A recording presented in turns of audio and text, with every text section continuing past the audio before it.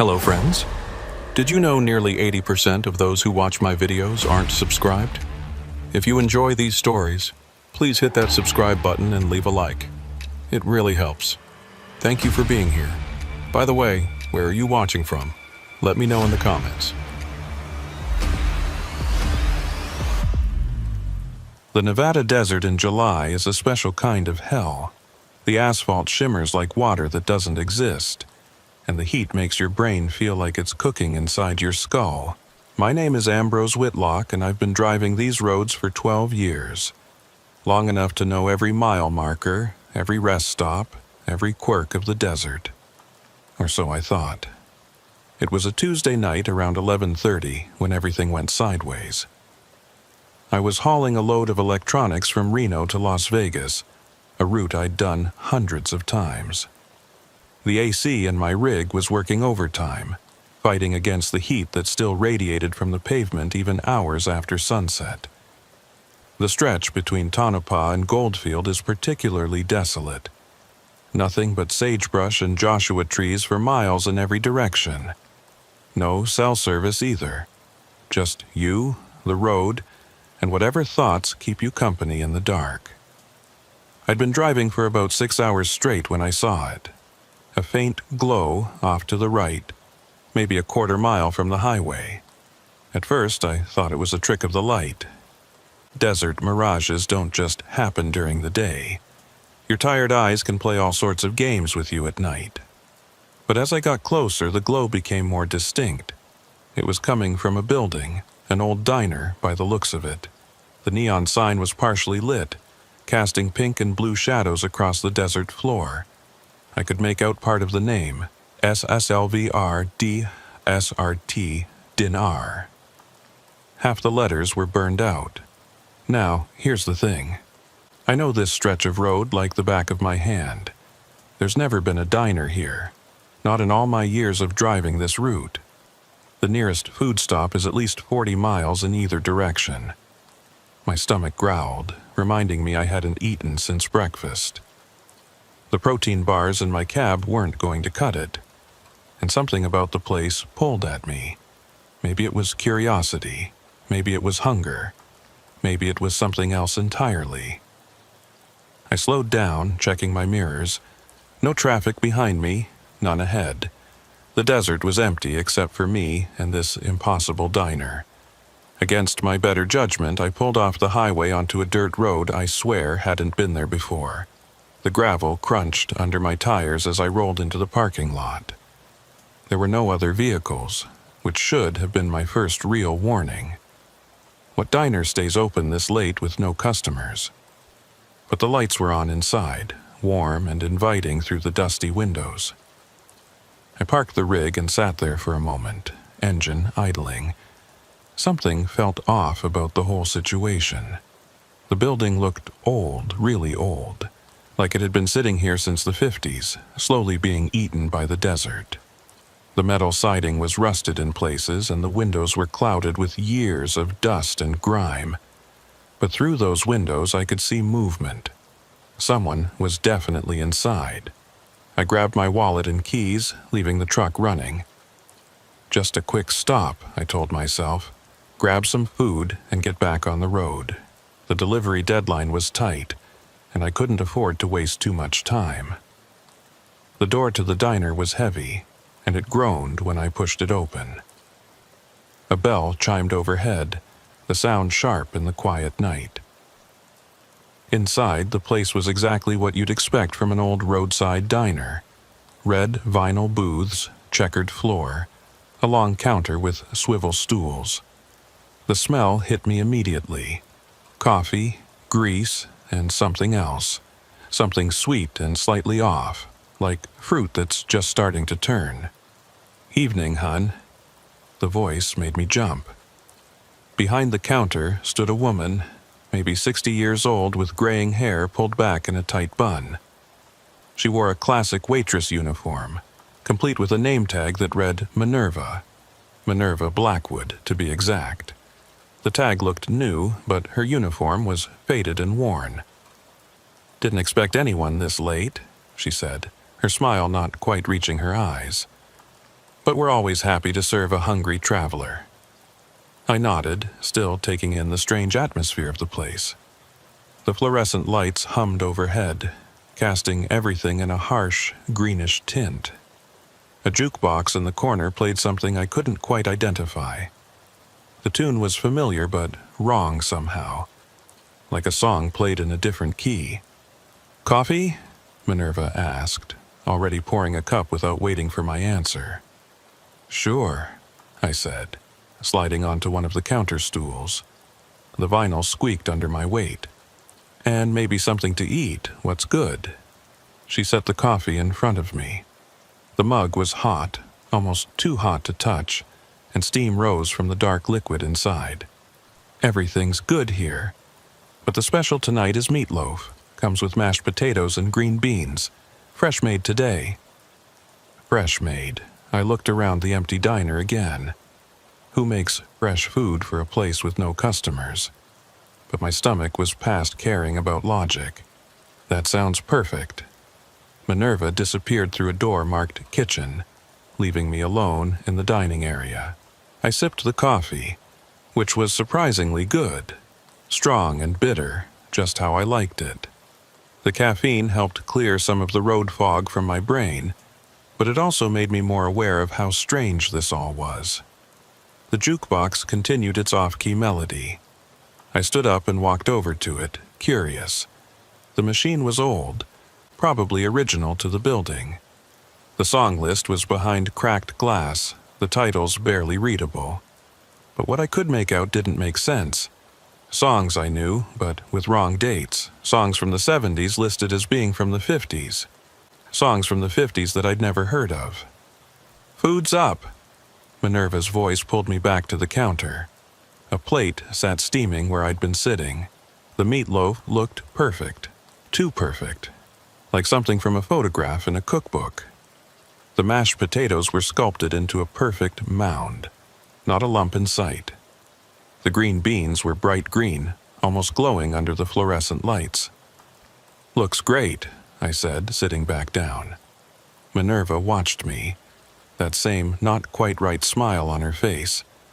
I picked up the fork and took a bite of the meatloaf. The taste was incredible. Better than anything I'd had at a roadside diner. Better than most home-cooked meals I'd eaten. It was perfectly seasoned, perfectly cooked, perfectly everything. But as I chewed, something nagged at me. The texture was slightly off. Not bad, just different. Like the meat wasn't quite what I expected. I pushed the thought aside and kept eating. I was hungry, and it tasted good. That's all that mattered. "You drive that big rig out there?" Minerva asked, refilling my coffee without being asked. "Yeah," I said between bites. "Been driving for years. Must get lonely out there on the road. Sometimes, but I like the solitude." She nodded, still watching me eat. Her eyes never seemed to blink. "We get a lot of truckers through here. They all say the same thing. Like the quiet, like being alone, until they don't." I looked up from my plate. "What do you mean?" "Oh, nothing really. Just that everyone needs company sometimes. Human connection, someone to talk to." She leaned on the counter, closer to me. I could smell her perfume now, floral and heavy, almost covering that sweet sick smell I'd noticed earlier. "I guess," I said, suddenly uncomfortable.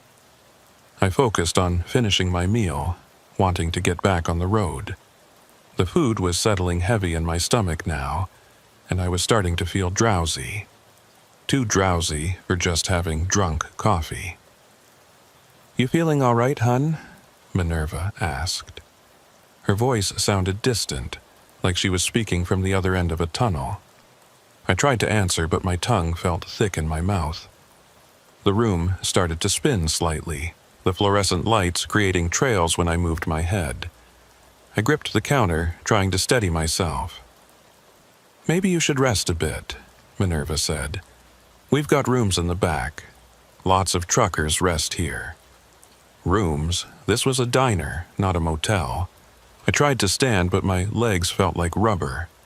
The coffee mug slipped from my hand, shattering on the floor. The sound echoed strangely like it was bouncing off walls that were miles away. "Easy there," a new voice said, male, deep, coming from somewhere behind me. I turned my head, the motion taking enormous effort. A man stood in the doorway to the kitchen, tall, thin, wearing a cook's apron that was pristine white except for dark stains around the edges. His face was pale, almost gray, and his eyes were the same not quite right as Minerva's. "This is Silas," Minerva said. "Silas Grimm. He's our cook, makes everything from scratch." Silas smiled, revealing teeth that were too white, too straight. "Secret family recipes," he said, "passed down for generations." I tried to speak, to tell them I needed to leave, but the words wouldn't come. My vision was starting to blur around the edges, darkness creeping in from the periphery. The last thing I saw clearly was Minerva and Silas standing side by side, watching me with those unblinking eyes. "Don't worry," Minerva said, her voice now sounding like it was coming from inside my own head. "You're going to be our guest for a while. We take very good care of our guests." The darkness rushed in then, and I felt myself falling. Not onto the floor, but through it, down into something deeper and darker than the desert night outside. The jukebox music followed me down, that wrong key melody becoming a lullaby for unconsciousness. But even as I fell, one thought pierced through the growing fog in my mind. The diner hadn't been here before. I was sure of it. This road, this exact spot, I'd driven past it 1,000 times. There had never been a diner here. So where exactly was I? I woke up to the sound of my own breathing. Heavy, ragged, like I'd been running for miles. My mouth tasted like copper and dirt, and my head felt like someone had taken a sledgehammer to it. The first thing I noticed was the ceiling. Water stains spread across it like a map of some unknown continent, brown and yellow against cracked white paint. This wasn't my truck. This wasn't anywhere I recognized. I tried to sit up, but my body moved like it was filled with wet sand. Every muscle ached. The room spun for a moment before settling into focus. I was lying on a narrow bed with springs that dug into my back. The walls were wood paneling, warped with age and moisture. A single window showed nothing but darkness outside. The events at the diner came flooding back. The food. Minerva Blackwood and Silas Grimm. The way everything had gone fuzzy and wrong. They'd drugged me. That had to be it, something in the food or the coffee. I forced myself to stand, using the wall for support. My keys were gone. So was my wallet.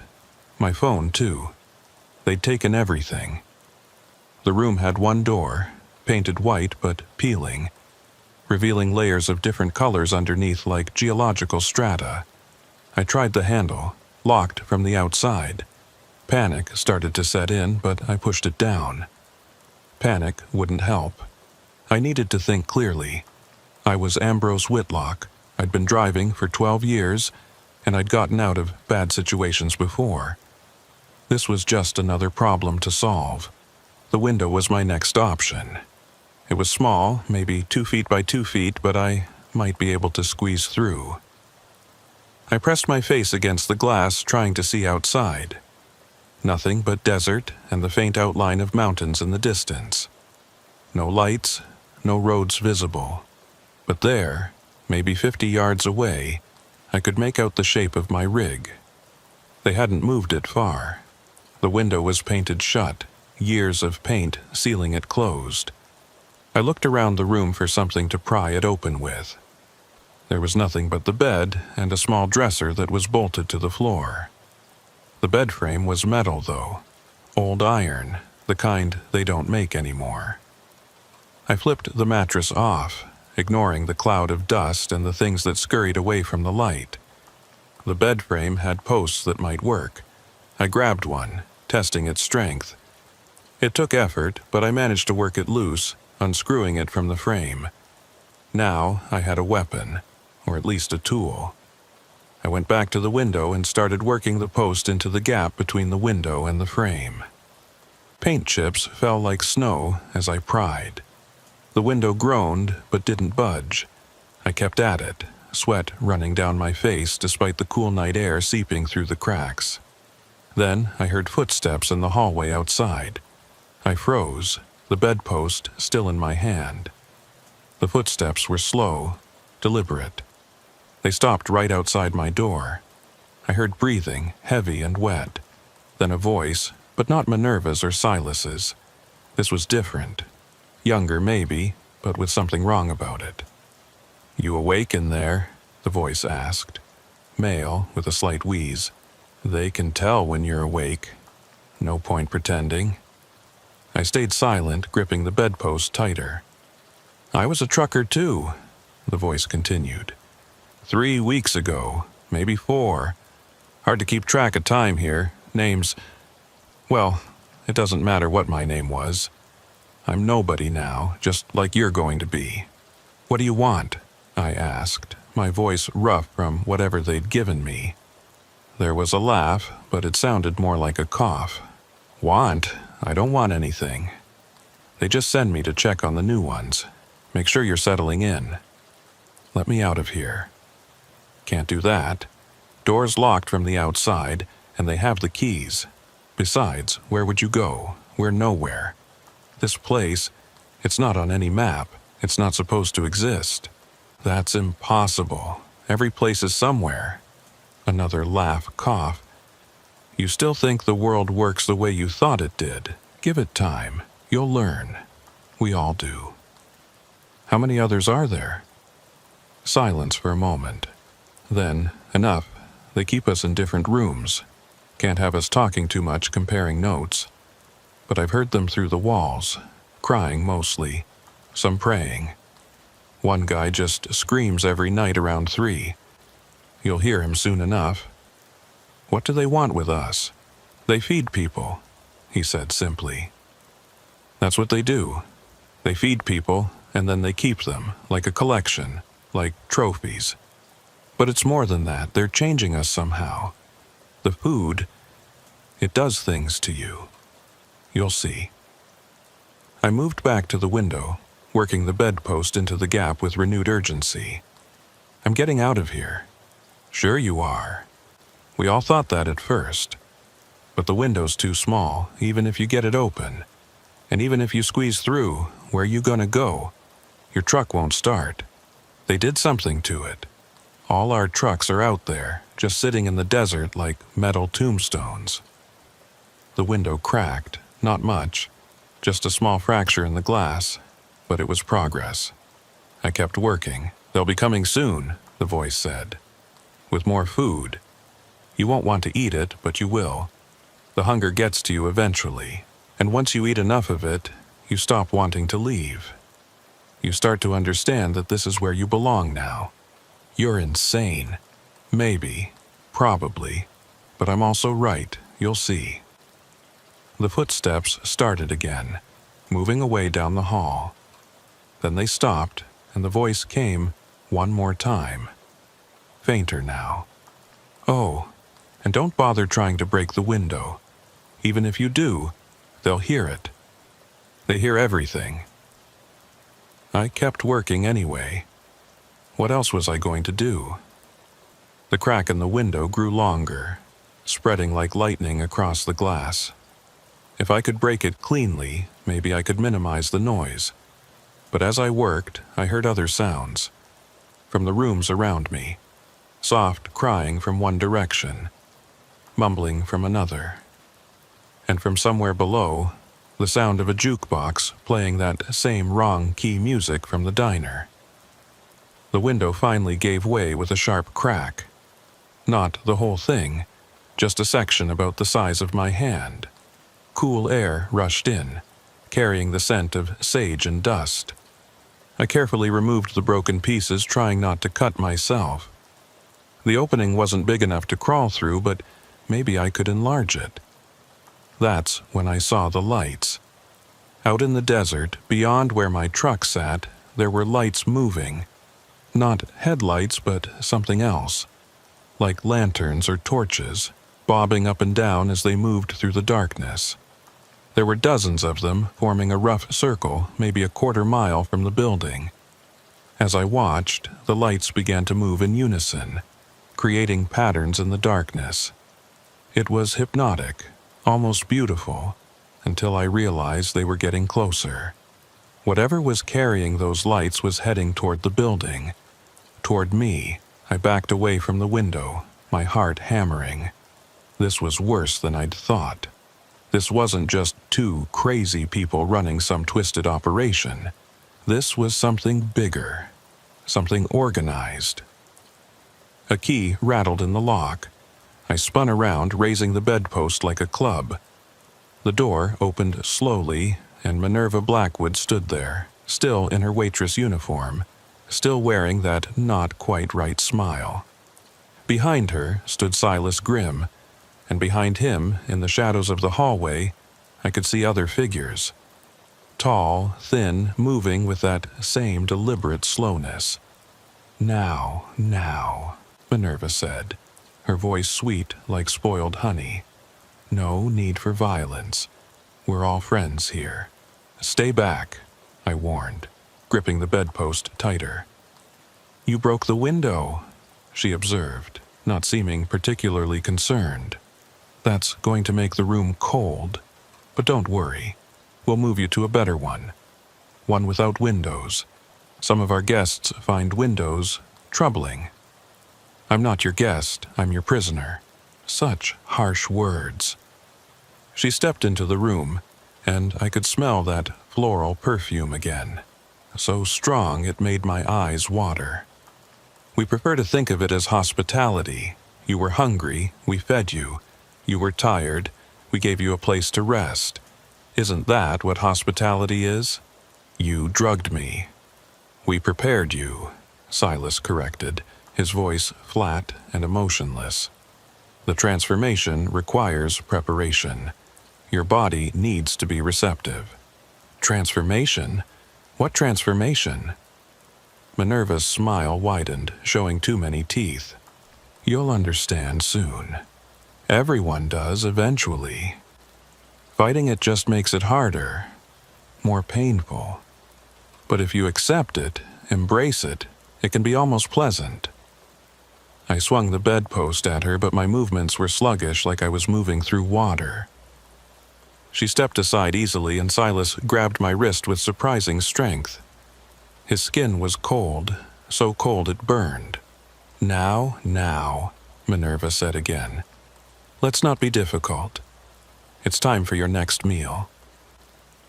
They dragged me from the room, my struggles useless against their unnatural strength. The hallway was long and narrow, with doors on both sides. Some were silent, but behind others I could hear movement, whispers, soft sobbing. How many people were trapped here? We passed a window in the hallway, and I could see those lights in the desert were much closer now. Close enough that I could make out shapes holding them. They weren't human shapes. They were too tall, too thin, moving in ways that hurt to watch. Our family, Minerva said, noticing where I was looking. They come to witness each new addition, to welcome you home. This isn't my home. Not yet, she agreed. But it will be. Give it time. Everyone comes to love it here eventually, even the ones who fight the hardest. Especially them, actually. They make the most devoted family members once they turn. They brought me to another room. This one larger, with a table set for dinner. The same fluorescent lights, the same checkered floor. It was like a piece of the diner had been transplanted here. On the table was a plate of food. It looked like pot roast this time, with carrots and potatoes. It smelled incredible, and despite everything, my stomach growled. Eat, Silas commanded. No. You will, Minerva said, that sweet voice never wavering. Maybe not today, maybe not tomorrow, but eventually the hunger wins. It always does. And each bite brings you closer to understanding, closer to becoming what you're meant to be. What are you? I asked. What are you really? She tilted her head, considering the question.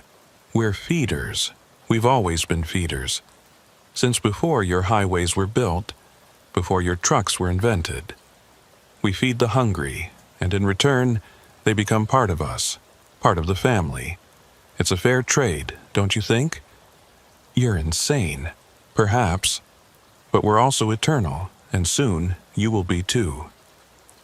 They left me in that room with the food for 3 days. I know because there was a clock on the wall, its second hand ticking away the hours with maddening precision. They'd taken the bedpost from me, removed anything I could use as a weapon or tool. Just me, the table, the chair, and that plate of pot roast that never seemed to spoil. The hunger started on the second day. Real hunger, the kind that makes your stomach feel like it's eating itself. I'd gone without food before on long hauls when money was tight. But this was different. This was agony. Every breath brought the smell of that meat, perfectly seasoned, practically begging to be eaten. I could hear others through the walls. The man who'd spoken to me that first night was right. There was someone who screamed every night at 3. Someone else who prayed constantly, the same prayer over and over until the words lost all meaning. And sometimes, worst of all, I heard laughter. Not crazy laughter, but genuine amusement, like someone was having the time of their life. On the third night, Minerva came back. She looked exactly the same as before. Same uniform, same hairstyle, same wrong smile. She sat across from me at the table, folding her hands in front of her like we were having a casual conversation. "You're stronger than most," she said. "Usually they break by the second day. But you truckers, you're a different breed. Used to hardship, used to being alone with your thoughts." "Go to hell," I managed, though my voice was weak from thirst. They'd left water, but I was afraid to drink it. Afraid it was drugged like everything else in this place. "Silas is impressed," she continued, ignoring my comment. "He says you have potential. Not everyone does, you know. Some people just fade. But you, Ambrose Whitlock, you could be special." "How do you know my name?" She laughed, a sound like wind chimes made of bones. "We know everything about you. Your roots, your schedules, your habits. We've been watching you for months, waiting for the right time. You're not random, dear. You're chosen. Chosen for what? To feed others, of course. That's what we do. We feed the hungry, and then they feed others, and the cycle continues. It's been this way for generations. My grandmother fed travelers on the old wagon trails.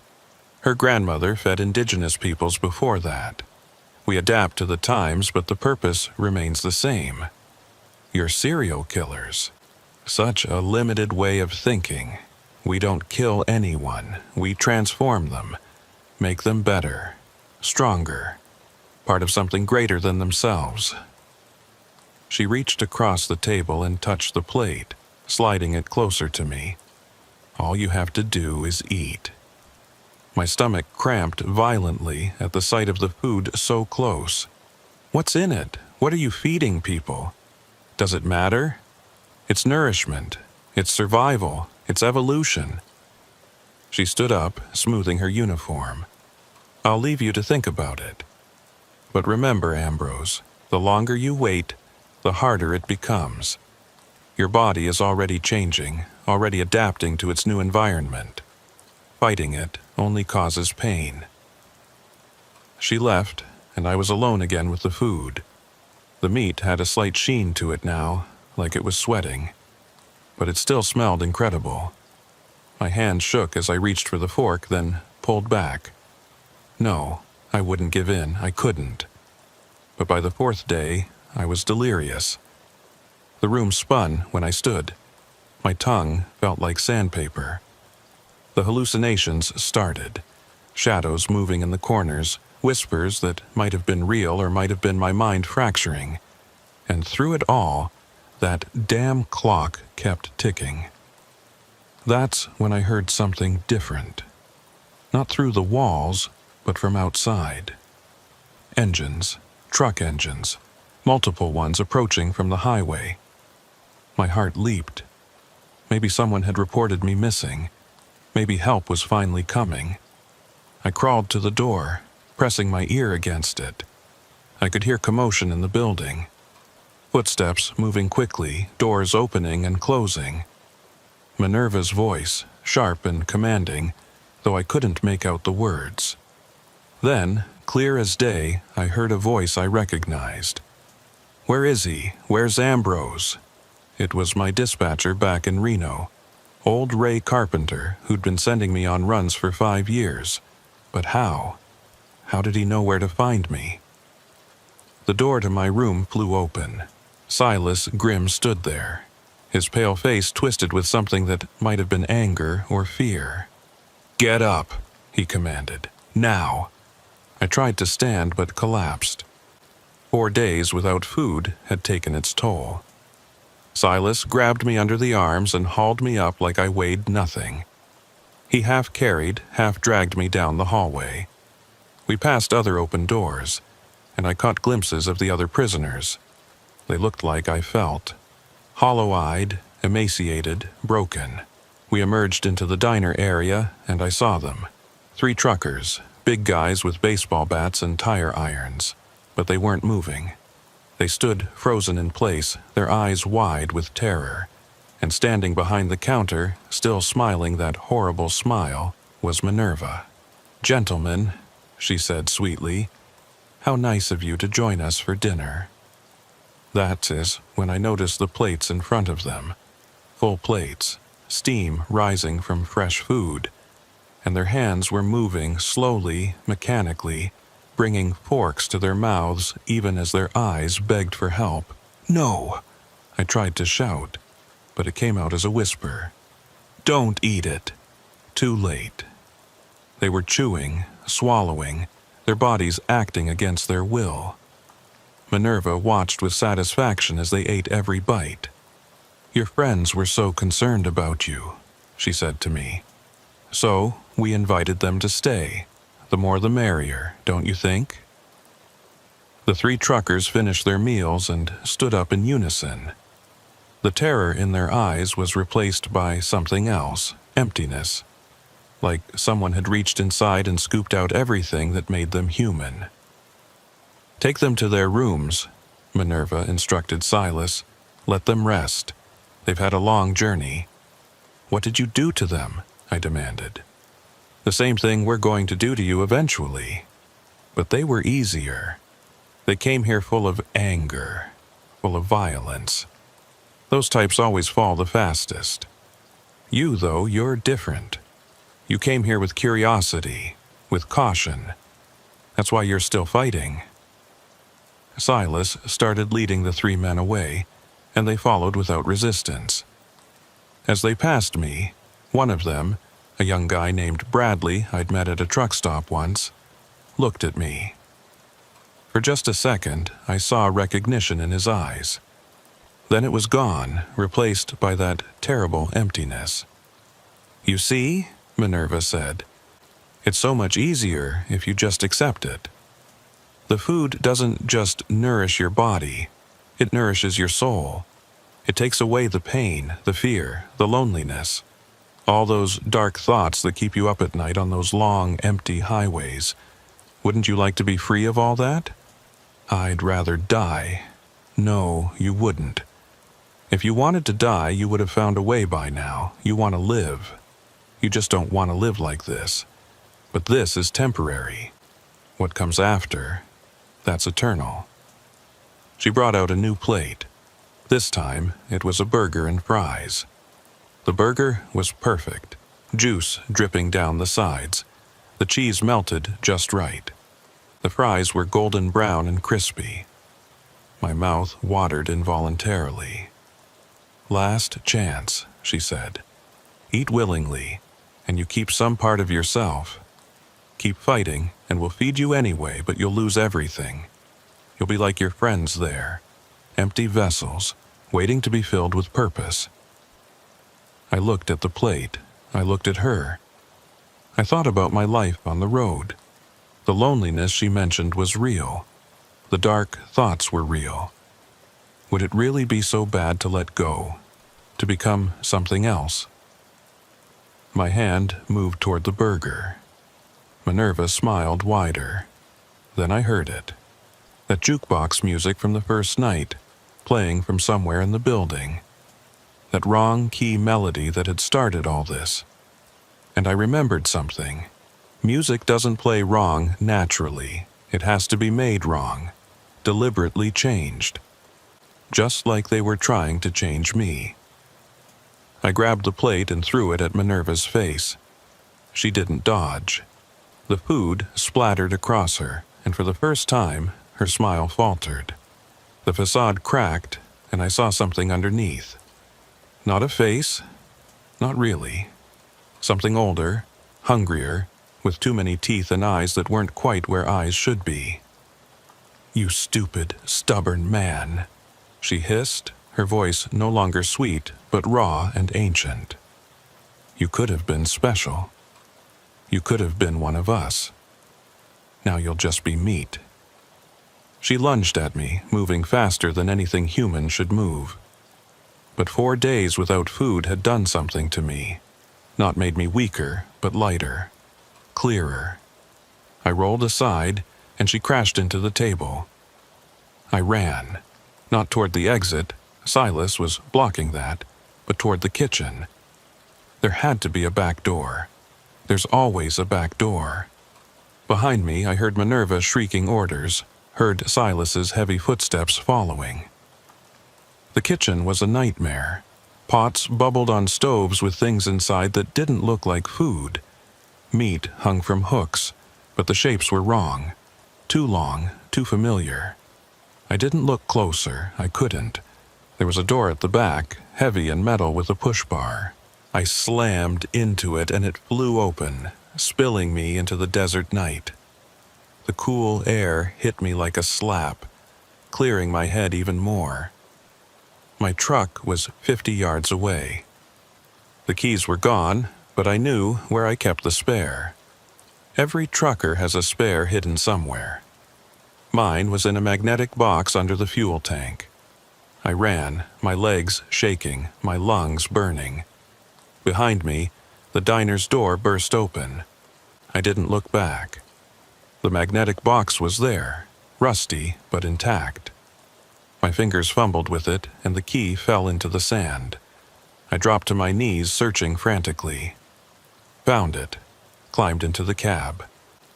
The engine turned over on the first try, despite what the voice in the hallway had said. Maybe they'd lied. Maybe they hadn't gotten to my truck yet. I threw it in gear and floored it, spraying gravel as I peeled out. In the mirror, I saw them standing in the parking lot. Minerva, Silas, and a dozen others I hadn't seen before. All watching. All perfectly still.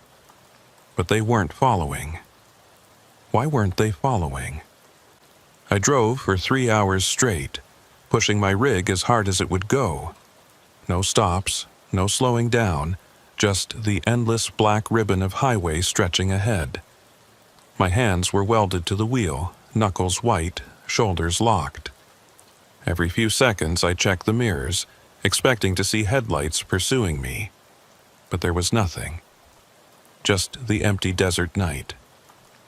When I finally hit the outskirts of Las Vegas, the city lights were like salvation. I pulled into the first truck stop I saw, a massive, well-lit place with dozens of other rigs. Safety in numbers. I parked between 2 other trucks and sat there shaking for 20 minutes before I could move. My phone was gone, but the truck's CB radio still worked. I called in to dispatch expecting to hear Ray Carpenter's voice. Instead, I got silence, then static, then a voice I didn't recognize. "Whitlock, that you? Where the hell have you been? You're 4 days overdue." 4 days? My voice cracked. "Who is this? Where's Ray?" Ray Carpenter? Man, he retired 6 months ago. This is Daniels. You feeling all right? You sound rough. 6 months ago. But I'd heard Ray's voice at the diner. Clear as day. He'd come looking for me with those other truckers, hadn't he? I need to report something, I said. There's a place out in the desert. A diner. People are being held there against their will. A diner? Where exactly? I tried to explain, but realized I couldn't. The exit I'd taken, the road to the diner, I couldn't remember the mile markers.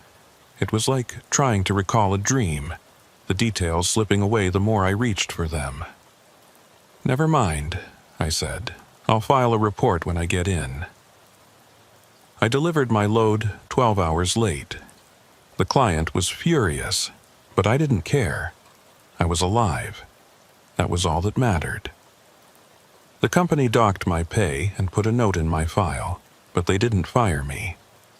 Good drivers were hard to find, and I'd been reliable for years. I never filed that report. What would I say? That a diner that shouldn't exist had tried to turn me into something inhuman? That I'd been held captive by people who fed travelers mysterious food? They'd think I was crazy. Maybe I was. I tried to find the place again. Not to go back, God, no, but to prove to myself it was real. I drove that stretch of highway between Tonopah and Goldfield 12 times over the next month. I never found the exit, never saw the glow of neon lights in the desert. It was like it had never existed, but I knew it had. The weight I'd lost during those 4 days, the marks on my wrists from where Silas had grabbed me, the nightmares that woke me up at 3 a.m. every night, those were real. I started researching, spending hours at libraries and on library computers in the towns I stopped in, looking for missing truckers, unexplained disappearances on Nevada highways. There were more than you'd think. Way more. Singles and pairs vanishing without a trace. Trucks found abandoned, sometimes with the engines still running. 3 months after my escape, I found an article from 1987. A trucker named Wallace Brennan had stumbled into a police station in Ely, Nevada, claiming he'd escaped from a cannibal cult operating out of a renovated diner. He said they'd held him for 6 days, trying to force him to eat human flesh. The police investigated but found nothing. No diner, no cult, no evidence. Brennan was committed to a psychiatric facility. He hanged himself a week later. The article included a photo of Brennan. He looked exactly like I felt. Hollow-eyed, haunted, desperate to be believed. I kept digging. Found similar stories going back decades, different details but the same core elements. A diner in the desert. People who weren't quite right. Food that was too perfect. Truckers who escaped but could never find the place again. Then, 6 months after my escape, I found something that made my blood run cold. It was a photo from 1952, from a newspaper archive in Carson City. The headline read, "New Diner Opens on Highway 95. It showed a group of people standing in front of a pristine new building. The Silver Desert Diner, the sign read clearly. And there, in the front row, wearing a waitress uniform and that same not-quite-right smile, was Minerva Blackwood. Exactly the same, not aged a day in over 70 years. Standing next to her, in a cook's apron, was Silas Grimm. The caption listed their names, along with the others. All the names were different back then, but the faces... I recognized some of those faces. They'd been in the hallway that night, moving in the shadows. I stopped researching after that. Some knowledge is too heavy to carry. I changed routes, started driving East Coast runs only. Stayed away from the desert, from those long, empty stretches of highway where reality seems thin. But it didn't matter. They'd marked me, somehow. I could feel it. The food cravings started about a year later. Not for normal food, but for meat. Specific meat. The kind that looked too perfect, tasted too good. I'd find myself at truck stop diners, staring at other customers' plates, my mouth watering in ways that frightened me. Then came the dreams, not nightmares anymore, but something worse. Dreams where I was back at the Silver Desert Diner, sitting at the counter, eating that meatloaf. And in the dreams, it tasted even better than I remembered. I'd wake up with the flavor still in my mouth, my stomach growling for more. 2 years after my escape, I saw her again. Not in Nevada, but at a rest stop in Pennsylvania. 2 a.m., foggy night, nearly empty parking lot. I was refilling my coffee when I glanced through the window, and there she was. Minerva Blackwood, standing by my truck, just watching the diner, waiting. I dropped the coffee, the mug shattering on the floor. When I looked again, she was gone. But there was a note under my windshield wiper. Just 4 words. "You'll come back eventually." She was right. The hunger was getting worse. Normal food started tasting like ash. I was losing weight again, my body rejecting everything except what I couldn't have, what I wouldn't let myself want. I started seeing them more often after that. Silas at a way station in Ohio. Minerva at a fuel stop in Indiana.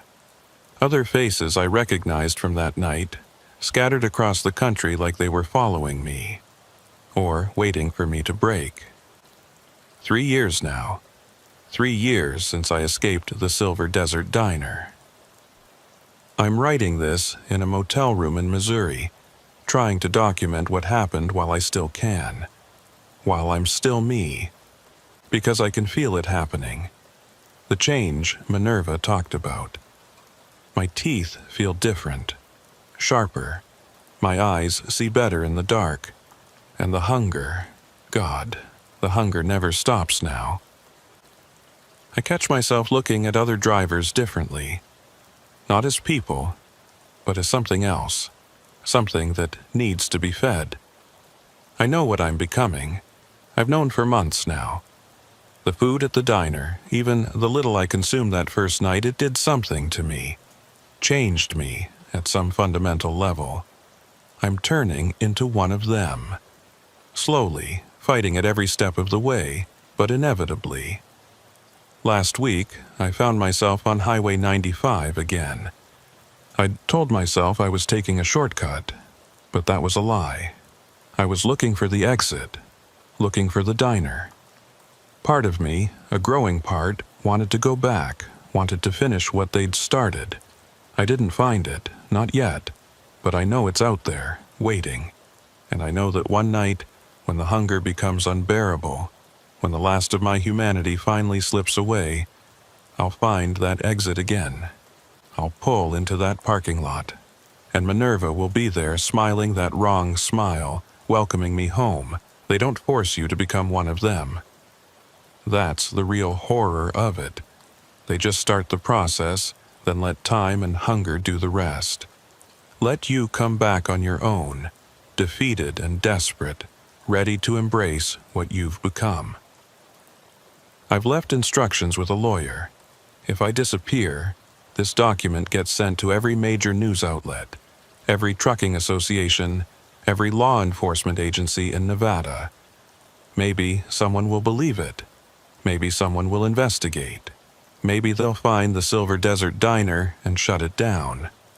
But I doubt it, because I'm starting to understand now. The diner doesn't stay in one place. It moves, appears where it's needed, where hungry travelers pass through.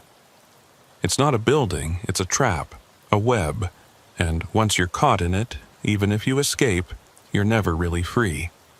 If you're a trucker reading this, and you're driving through Nevada late at night, and you see a diner that shouldn't be there, glowing in the desert like a promise of comfort and food, keep driving. Don't stop. Don't even slow down. No matter how hungry you are, no matter how tired, keep going. Because the Silver Desert Diner doesn't just feed you, it feeds on you. And once it has a taste, it never lets go. I can hear them calling me now. not with voices, but with something deeper. A pull in my bones, in my blood. The hunger is so strong I can barely think. I know what I have to do to make it stop. I know where I have to go. I'm sorry, I tried to fight it. I tried to warn you, but I'm so very, very hungry, and only they know how to feed what I've become. October in the Nevada desert is deceptive. The days still burn hot enough to make you sweat through your shirt, but the nights turn cold without warning. The temperature can drop 30 degrees in an hour, leaving you shivering in the same cab where you were sweating just moments before. My name is Cassius Thornfield, and I've been running freight through these desert highways for 18 years. 18 years of watching the seasons change, of learning every curve and straightaway, every truck stop and way station. You'd think after all that time, nothing could surprise you anymore. You'd be wrong. It was a Wednesday night just past 10 o'clock. I was hauling a load of construction equipment from Salt Lake City down to Phoenix, taking Highway 93 through the eastern edge of Nevada. It's a lonely stretch of road, especially at night. Miles and miles of nothing but sagebrush, rock formations, and the occasional glimpse of wildlife in your headlights. The kind of road where you can drive for hours without seeing another vehicle, where your CB radio picks up nothing but static, where cell phone service is just a memory. I'd been making good time, planning to push through to Kingman before stopping for the night. The weather was clear, the road was dry, and my old Kenworth was running smooth as silk. Just another routine haul, another paycheck, another 1,000 miles to add to the millions I'd already logged. Then I saw the deer. It was lying in the middle of my lane, a massive buck with antlers that spread like tree branches. Fresh kill by the look of it, probably hit within the last hour. Blood was still pooling on the asphalt, black as oil in my headlights.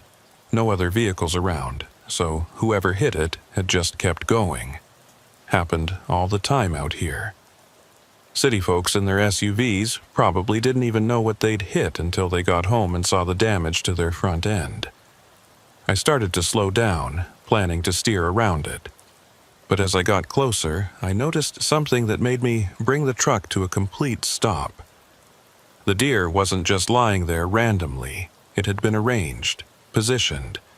Its legs were stretched out symmetrically, its head turned at a precise angle.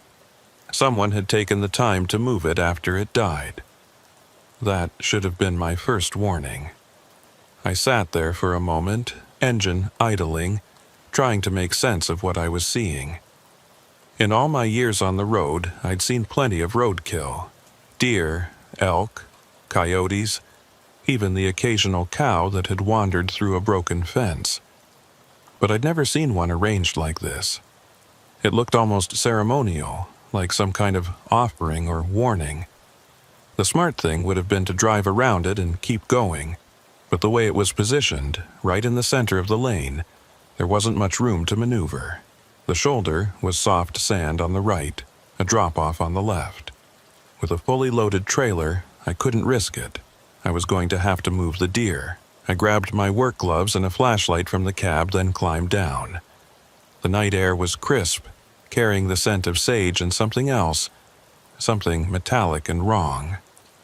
Blood, obviously, but mixed with something chemical, like antifreeze or formaldehyde. As I walked toward the deer, my flashlight beam swept across the road. That's when I saw the other things, small, white objects scattered around the carcass, forming a rough circle. At first, I thought they were rocks or trash, but as I got closer, I realized what they really were. Bones. Small bones, picked clean and bleached white, arranged in patterns I couldn't understand. My skin started to crawl. This wasn't just weird anymore, this was deliberate. Someone had done this on purpose, turned this stretch of highway into some kind of macabre display. But why? And more importantly, were they still around? I swept my flashlight across the desert on both sides of the road. Nothing but shadows and scrub brush. but shadows can hide a lot in the desert. I'd learned that the hard way over the years. The open space that looks empty during the day becomes a maze of hiding spots at night. I decided to work fast, get the deer off the road, and get out of there. I bent down, grabbed the buck's front legs, and started to pull. It was heavier than I expected, probably 200 pounds of dead weight. As I dragged it toward the shoulder, something fell out from underneath it. A human hand. I dropped the deer and stumbled backward, my heart hammering in my chest. The hand was pale, almost gray in the flashlight beam, with dirt caked under the fingernails. It was attached to an arm, which disappeared back under the deer's body. There was a person under there. A dead person. My first instinct was to run, get back in my truck and drive away as fast as possible. Pretend I'd never seen any of this, but I couldn't. If someone was hurt, if there was even a chance they were still alive, I had to check. That's just basic human decency. I took a deep breath, steadied my nerves, and went back to the deer. Working quickly, I rolled the carcass to the side, revealing what was underneath. It was a woman, young, maybe mid-20s. She was wearing jeans and a torn flannel shirt. Her eyes were closed, her face peaceful, like she was sleeping. But the amount of blood pooled beneath her told a different story. She'd been dead for a while. I reached for my cell phone, hoping against hope that I might have a signal. Nothing. Not even a single bar. I was going to have to drive to find help, to find somewhere I could call the police. But first, I needed to check for identification. The police would want to know who she was. I knelt beside her, trying not to look at the wounds on her torso, trying to stay clinical and detached. Her pockets were empty. No wallet, no phone, nothing. That's when I noticed the tattoo on her wrist. A black crow in flight, incredibly detailed. Below it, a name in cursive script. Isadora. Isadora Crow. Somehow, even then, I knew that name was going to haunt me. I stood up, ready to head back to my truck, when I heard it. The sound of an engine approaching from the north. Finally, I thought. Another driver. Someone who could help, or at least be a witness to what I'd found. The vehicle came into view, its lights cutting through the darkness.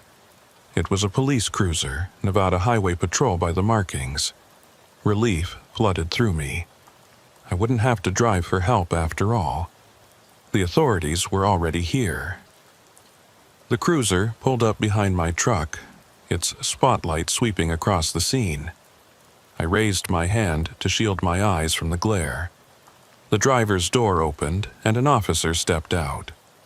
Tall, well-built, moving with the controlled confidence of someone used to being in charge.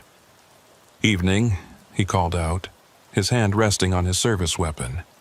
"Everything all right here?" "Officer, thank God," I said, walking toward him. "There's a body, under the deer, a woman. She's dead." The officer moved closer, his face coming into view under the streetlight. He was younger than I expected, maybe early 30s, with sharp features and pale blue eyes that seemed to glow in the darkness. His nameplate read V. Ashford. "A body, you say?" Officer Ashford's voice was calm, almost casual. "Well, that's certainly unexpected. Why don't you show me?" I led him to where Isadora Crow lay beside the deer carcass. He stood there for a long moment, studying the scene with those strange, pale eyes. Then he knelt down, examining the body with practiced efficiency. "How did you find her?" he asked, not looking up. The deer was blocking the road. When I went to move it, I found her underneath. "Interesting." He stood up, brushing dirt off his knees. "And you are?" "Cassius Thornfield. I'm a trucker, just passing through." "Mr. Thornfield." He repeated my name slowly, like he was tasting it. "Well, this is quite a situation we have here. I'm going to need you to come with me." "Come with you? Where? Don't you need to call this in, get a coroner out here?" Officer Ashford smiled, but it didn't reach his eyes. All in due time. First, I need to take your statement. Properly. Can't do that out here on the side of the road, can we? Something was off about him. The way he moved, the way he talked, the way he looked at the body like it was just another piece of roadkill. Every instinct I'd developed over 18 years on the road was screaming at me to get away from this man. I think I should wait here, I said, with my truck until more officers arrive. I'm afraid I can't allow that. His hand moved back to his weapon. Not drawing it, just resting there. A subtle threat. This is a crime scene now. You're a witness, possibly a suspect. I need you to come with me. A suspect? I just found her. I was trying to help. Of course you were. That cold smile again. But you understand, I have to follow procedure. Now, are you going to come willingly, or do I need to make this official? I looked at his cruiser, then back at my truck. Something was very wrong here. But what choice did I have? He was a cop. I had to comply. Let me just lock up my rig, I said. Leave it. It'll be fine. He put his hand on my shoulder, his grip firm. Too firm. We won't be long. As he guided me toward his cruiser, I took one last look at Isadora Crow's body lying in the road. The bones I'd seen earlier, the arranged deer, the positioned corpse, it was all connected somehow. And Officer Virgil Ashford, with his pale eyes and cold smile, was part of it. I just didn't know how big a part yet. The inside of his cruiser smelled wrong. That's the first thing I noticed. It should have smelled like coffee and disinfectant, maybe a hint of cigarette smoke. Every cop car I'd ever been in had that same institutional smell, but this one smelled like copper and dirt, with an underlying sweetness that made my stomach turn. Buckle up, Ashford said, starting the engine. Safety first. He pulled away from my truck, heading south on Highway 93, the wrong direction for the nearest police station, which was north in Ely. I knew, because I'd been there once, years ago, to report a drunk driver who'd nearly run me off the road. Where are we going? I asked. Substation, he replied, his eyes fixed on the road. Closer than the main office. I'd never heard of any substation out here, but I kept my mouth shut. The radio in his cruiser was silent. No chatter, no dispatcher, nothing. In my experience, cop radios were never silent. There was always something, a check-in, a location update, something. We drove for about 15 minutes, the headlights cutting through the darkness. Then Ashford turned onto a dirt road I'd never noticed before, despite having driven this stretch hundreds of times. The road was rough, barely more than a trail, winding through rock formations and Joshua trees. The deeper we went into the desert, the more certain I became that Officer Virgil Ashford was not who he claimed to be. The dirt road wound through terrain I thought I knew, but nothing looked familiar in the darkness. Every shadow could have been a rock formation, or something else entirely. The cruiser's headlights created a tunnel of light ahead of us, but beyond that beam, the darkness was absolute. You've been driving these roads for how long? Ashford asked suddenly, breaking the silence that had stretched between us for the last 5 minutes. 18 years, I replied, keeping my voice steady despite the growing knot in my stomach.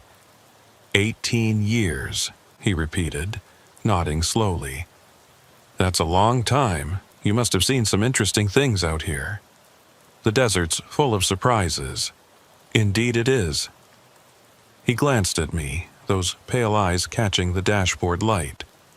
Tell me, Mr. Thornfield, in all those years, how many bodies have you found? None, until tonight. Really? That's surprising. These highways are dangerous. Accidents happen all the time. Hikers get lost, migrants die of thirst, People dump their problems out here thinking the desert will hide their secrets."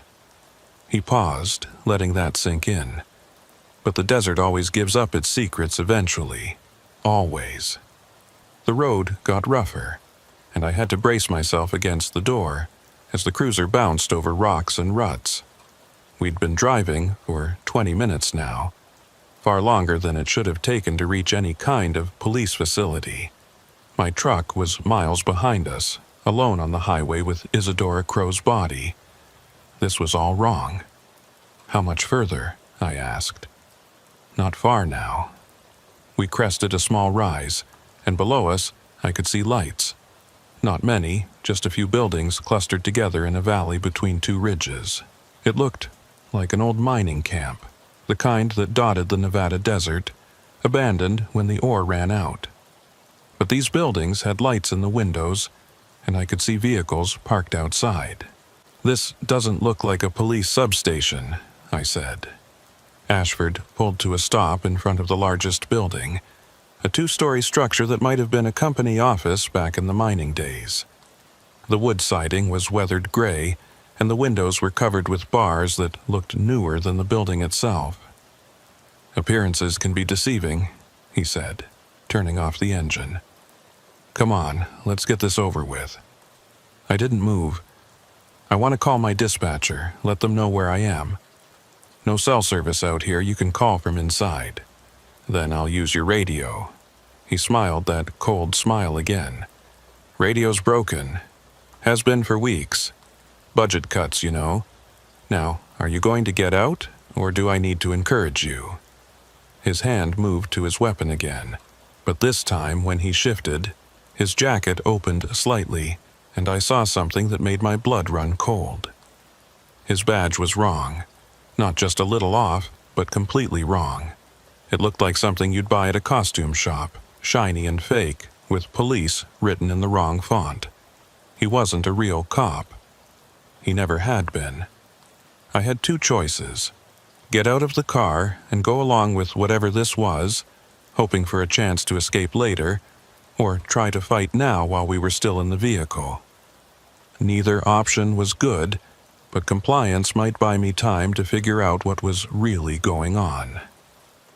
I got out of the car. The night air was cold, much colder than it had been on the highway.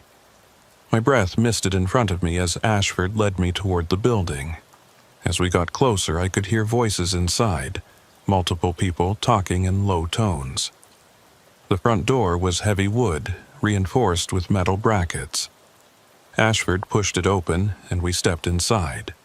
The interior was not what I expected. Instead of the rundown mining office I'd anticipated, it was clean, almost sterile. White walls, fluorescent lighting, the smell of disinfectant strong enough to make my eyes water. A long hallway stretched ahead of us, with doors on either side. It looked more like a medical facility than anything else. "This way," Ashford said, guiding me down the hall. We passed several doors, all closed, all unmarked. From behind one, I heard what sounded like crying. From another, a rhythmic thumping, like someone hitting the wall over and over. My unease was rapidly turning into genuine fear. At the end of the hall was a larger room, set up like an office. Behind a desk sat a woman in her 50s, gray hair pulled back in a severe bun, wearing what looked like medical scrubs. She looked up as we entered, her expression unreadable. "This is the one who found her?" she asked Ashford. "Yes, Cassius Thornfield, trucker. Says he was just passing through." The woman studied me with dark, intelligent eyes. "Mr. Thornfield, I'm Dr. Evelyn Marsh. Please have a seat." There was a chair in front of the desk. I sat down, trying to process what was happening. A doctor? What was a doctor doing out here in an abandoned mining camp? "I'm sure you're confused," Dr. Marsh said, folding her hands on the desk. "Let me explain. This is a research facility. We study certain phenomena that occur in the desert. Officer Ashford here isn't actually a police officer, as you've probably figured out. He's part of our security team." "Security for what?" I asked. What kind of research requires fake cops? The kind that the general public wouldn't understand. The kind that requires discretion. She opened a folder on her desk, revealing photographs. Crime scene photos by the look of them. Bodies in various states of decay, all found in the desert. Tell me, Mr. Thornfield, what do you know about the disappearances along Highway 93? Nothing. I mean, I've heard rumors. Truckers talk, but nothing specific. Over the past 5 years, 17 people have vanished along a 50-mile stretch of that highway. Their vehicles were found, but they were never seen again. Until recently, when bodies started turning up. Always in the same condition, always arranged in specific patterns. She showed me more photos. The bodies were positioned just like the deer had been, symmetrical, ceremonial, and around each one, those same small bones forming circles and symbols. We believe, Dr. Marsh continued, that someone is using this stretch of desert for something unprecedented. Not just murder, but something more complex. A kind of experiment, perhaps, or a ritual, we're not sure yet. And Isadora Crow was one of ours, and researcher who was investigating the patterns. She went missing 3 days ago. Dr. Marsh's expression tightened. Finding her body tonight was not unexpected, but it is unfortunate. So you're telling me you're some kind of private investigation team? Something like that. She stood up, walking to a cabinet against the wall. The question now, Mr. Thornfield, is what to do with you. What do you mean? I'm a witness. I found a body. I should be talking to the real police. The real police would contaminate the investigation. They'd bring in media attention, federal agencies. Everything we've worked for would be destroyed. She opened the cabinet, revealing rows of vials filled with clear liquid. No, I'm afraid we can't let that happen. My mouth went dry. You're going to kill me. Kill you? No, Mr. Thornfield. We're not killers. We're scientists, researchers. We're trying to understand what's happening out here to stop it. She selected one of the vials, holding it up to the light. But we do need to ensure your cooperation. And your silence. I won't tell anyone. I swear. Just let me go. I'm afraid it's not that simple. She nodded to Ashford, who moved behind my chair. I felt his hands on my shoulders, holding me in place. You see, whoever is doing this, whoever is arranging these bodies and conducting these rituals, they're not working alone. They have help. People who look normal, who blend in, who could be anyone. Even a trucker who's been driving these roads for 18 years. You think I'm involved? That's insane. Is it? You were alone on a deserted highway at exactly the right time to find the body. You knew exactly where to look. You didn't seem surprised by what you found. I was surprised. I called for help. You stood there examining the scene for several minutes before Officer Ashford arrived. What were you really doing, Mr. Thornfield? Checking your work? Making sure everything was positioned correctly?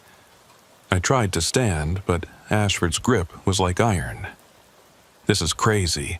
You can't just hold me here. Actually, we can. Dr. Marsh approached with the vial and a syringe. This is a mild sedative. It will help you relax while we verify your story.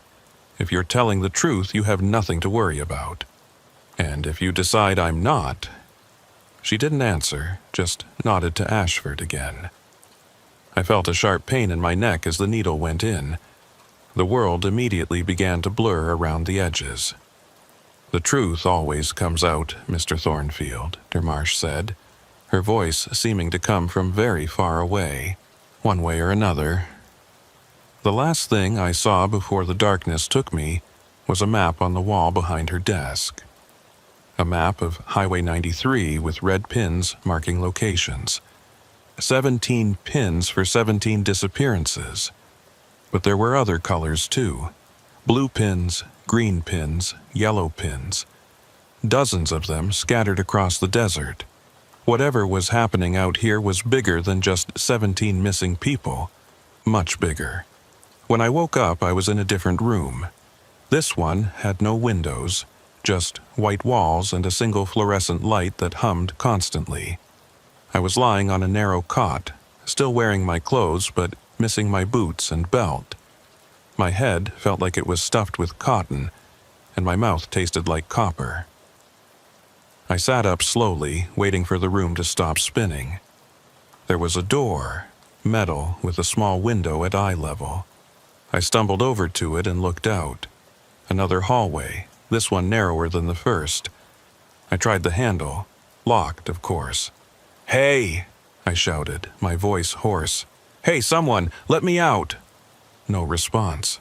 I pounded on the door, the sound echoing off the walls. Still nothing. I went back to the cot and sat down, trying to think through the fog in my brain. How long had I been out? Hours? Days? There was no way to tell. No clock, no window to judge the time by. Then I heard something. Footsteps in the hallway getting closer. Not the measured pace of Ashford or Dr. Marsh, but something shuffling, uneven. The footsteps stopped right outside my door. "Hello?" I called out. "You're awake?" The voice was female, young, familiar somehow. "Good, we don't have much time. Who are you?" "Someone who wants to get out of here as much as you do." There was a scraping sound, metal on metal. They think I'm sedated, but I've been spitting out the pills. Listen carefully. This place isn't what they told you. It's not a research facility. Then what is it? It's a cleanup operation. They're not investigating the disappearances. They're covering them up. The door clicked open. Standing in the hallway was a young woman in a hospital gown. She was thin, too thin, with dark circles under her eyes. But what made my blood run cold was the tattoo on her wrist. A black crow in flight. "You're Isadora Crow," I whispered, "but you're supposed to be dead." She smiled grimly. "That wasn't me you found under the deer. That was my sister, Isabella. Twins. They killed her 3 days ago when she came looking for me." Her expression hardened. "And now they're going to kill us both unless we get out of here right now." "How do we—" "Shh!" She held up a hand, listening. "They're coming, the real ones, the ones who arrange the bodies, the ones who've been hunting people on Highway 93 for years." She grabbed my arm, her grip surprisingly strong. "Dr. Marsh and Ashford aren't researchers. They're facilitators. They provide the subjects." "Subjects for what?" "For them. The feeders, the ones who've been here since before the mines, before the roads, before everything. The desert belongs to them, and we're just meat." Footsteps echoed from somewhere below us. Multiple sets, moving in unison. "Run," Isadora said. "Now." We ran down the hallway, our socks silent on the linoleum floor. Behind us, I could hear doors opening, voices calling out. But they weren't speaking English. It was something else, something that hurt to hear, like words being spoken backward and inside out. "This way," Isadora hissed, pulling me into a stairwell. We went up, taking the steps 2 at a time. My legs were still shaky from whatever they'd drugged me with, but adrenaline kept me moving. We burst onto the roof, the cold night air hitting us like a slap. The desert stretched out in all directions, dark and endless. Below, I could see vehicles gathered around the building. Not just Ashford's fake police cruiser, but vans, trucks, even what looked like an ambulance. "There," Isadora pointed to the edge of the roof. "Fire escape. It's our only chance." But as we ran toward it, figures emerged from the shadows. Not Ashford or Dr. Marsh, but others. They moved wrong, joints bending in ways that shouldn't be possible, their faces hidden in darkness. And their hands had too many fingers. The subjects become them, Isadora whispered. After enough time, enough feeding, we become like them. That's what happened to the 17. They're not dead, they're changed. One of the figures stepped into the moonlight and I saw its face. It had been human once, but now it was something else. The features were stretched, distorted, the mouth too wide, the eyes too large. It opened that impossible mouth and spoke in a voice that sounded like grinding stone. Cassius Thornfield. You were chosen, just as Isadora was chosen, just as all who travel these roads are chosen. The desert must feed. The desert's not alive, I said, though even as I said it, I wasn't sure I believed it. Everything is alive, the thing replied. The rocks, the sand, the space between, and it's hungry, so very hungry. We are its mouth, its teeth, its throat. We consume so it may consume. More figures emerged, surrounding us. There was nowhere to run. The things that surrounded us on the roof weren't human anymore, but they had been once. I could see it in the way they moved, muscle memory fighting against their new forms.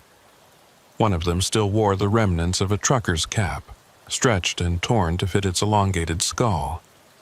Another had a wedding ring fused into a finger that had grown too large for it to ever come off. There's no point in running, the one who had spoken said. Its voice was getting easier to understand, as if my brain was adjusting to its wrongness. The desert has already marked you. You've breathed its air, walked its paths, eaten food grown from its soil. You belong to it now, just as we do. You're insane, I said, though the word felt inadequate. You're all insane. Insanity is a human concept, it replied. We've moved beyond such limitations. Isadora pressed close to me, her whole body trembling. They were like us once, she whispered. The missing truckers, the hikers, the tourists, they were taken, changed, turned into these things, and they help capture more people to continue the cycle. Why? I asked. What's the point?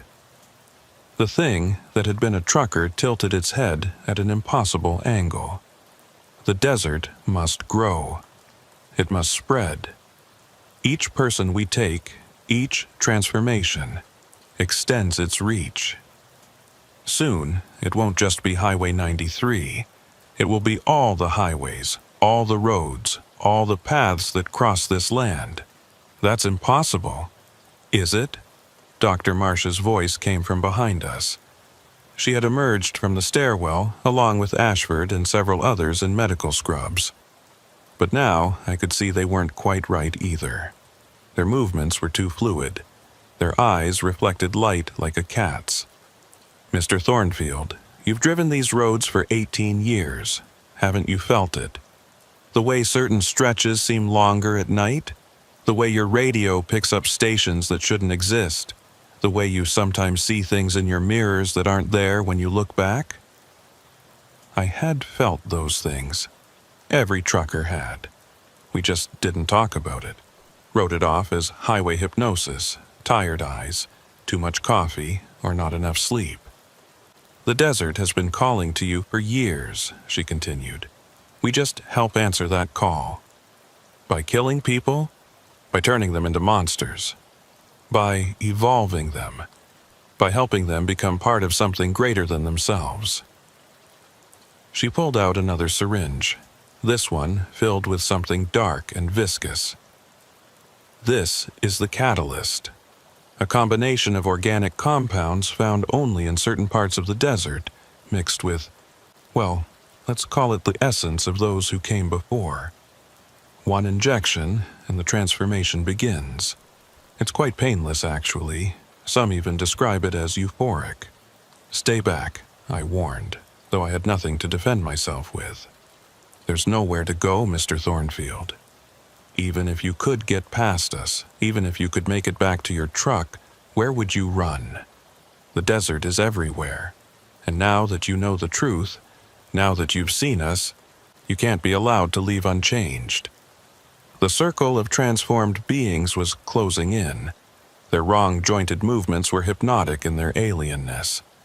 I could smell them now, a scent like hot sand and old copper, with something organic underneath, like mushrooms growing in the dark. But Isadora wasn't trembling anymore. She was counting. 3, she whispered. 2, 1. The explosion came from below, shaking the entire building. Fire erupted from the first-floor windows, and the transformed beings stumbled, their attention diverted. Now! Isadora grabbed my hand and ran toward the edge of the roof. Are you crazy? We'll die! Maybe, but definitely if we stay. She didn't slow down. I looked back. The creatures were recovering from their surprise, starting to pursue. Dr. Marsh was shouting orders.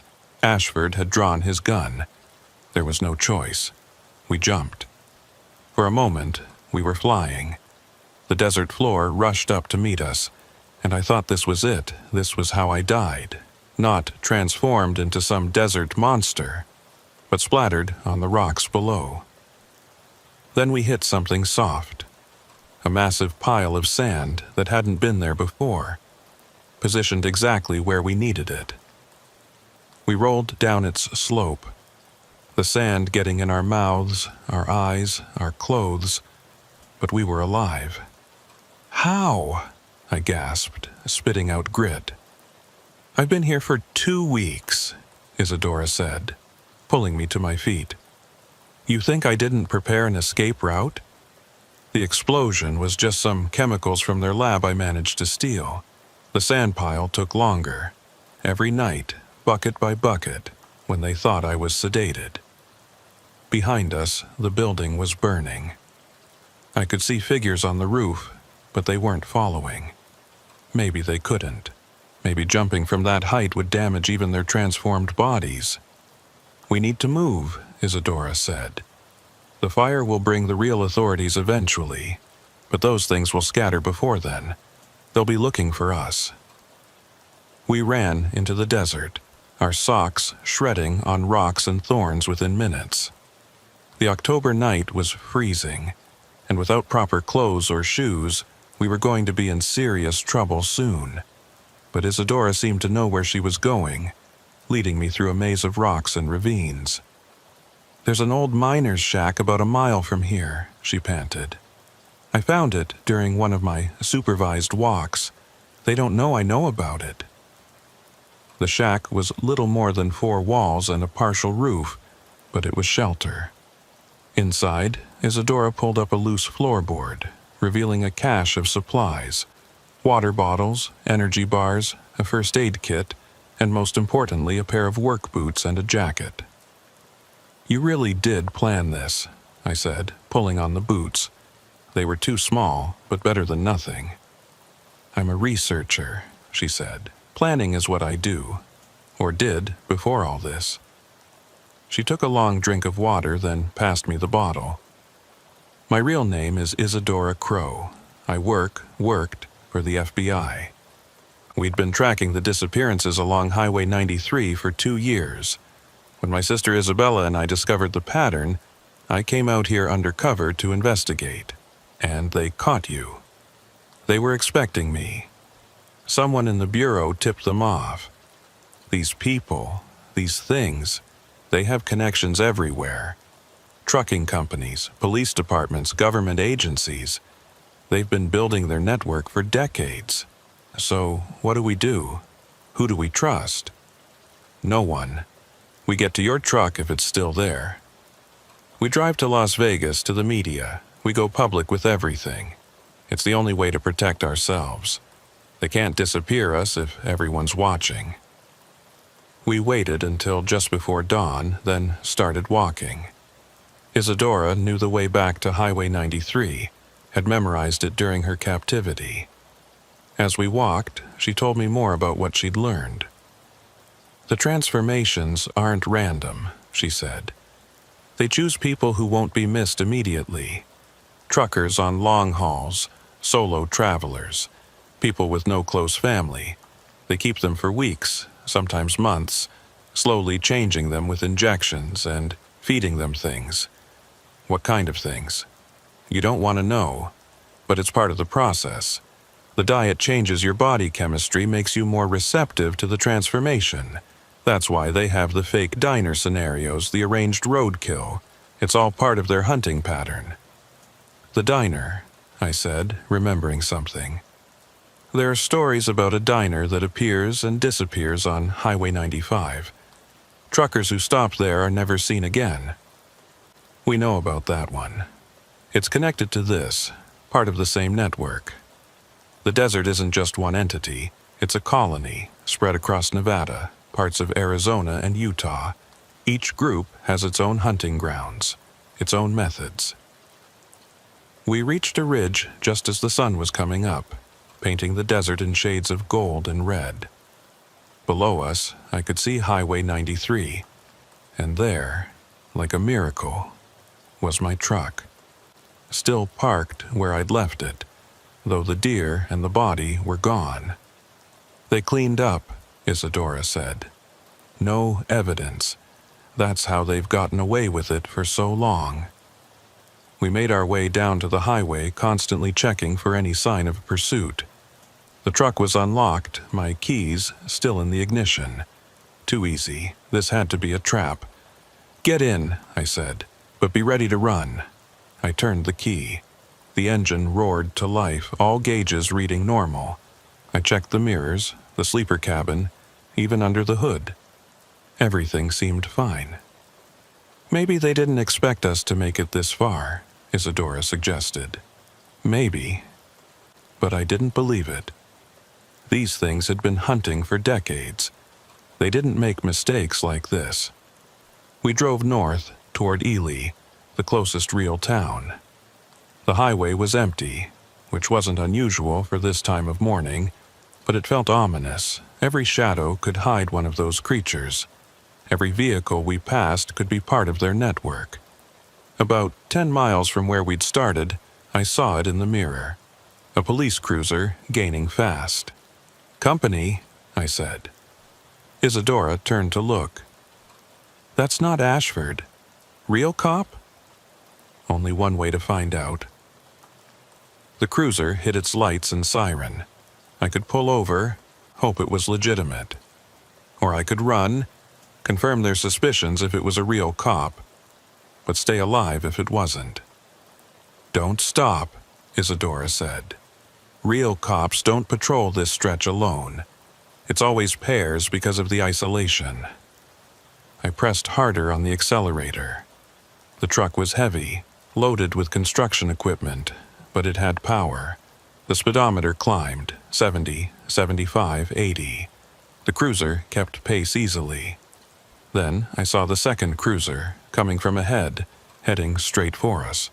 "Roadblock," I said. "I'd bet see." "Hold on." I yanked the wheel hard to the right, taking the truck off-road.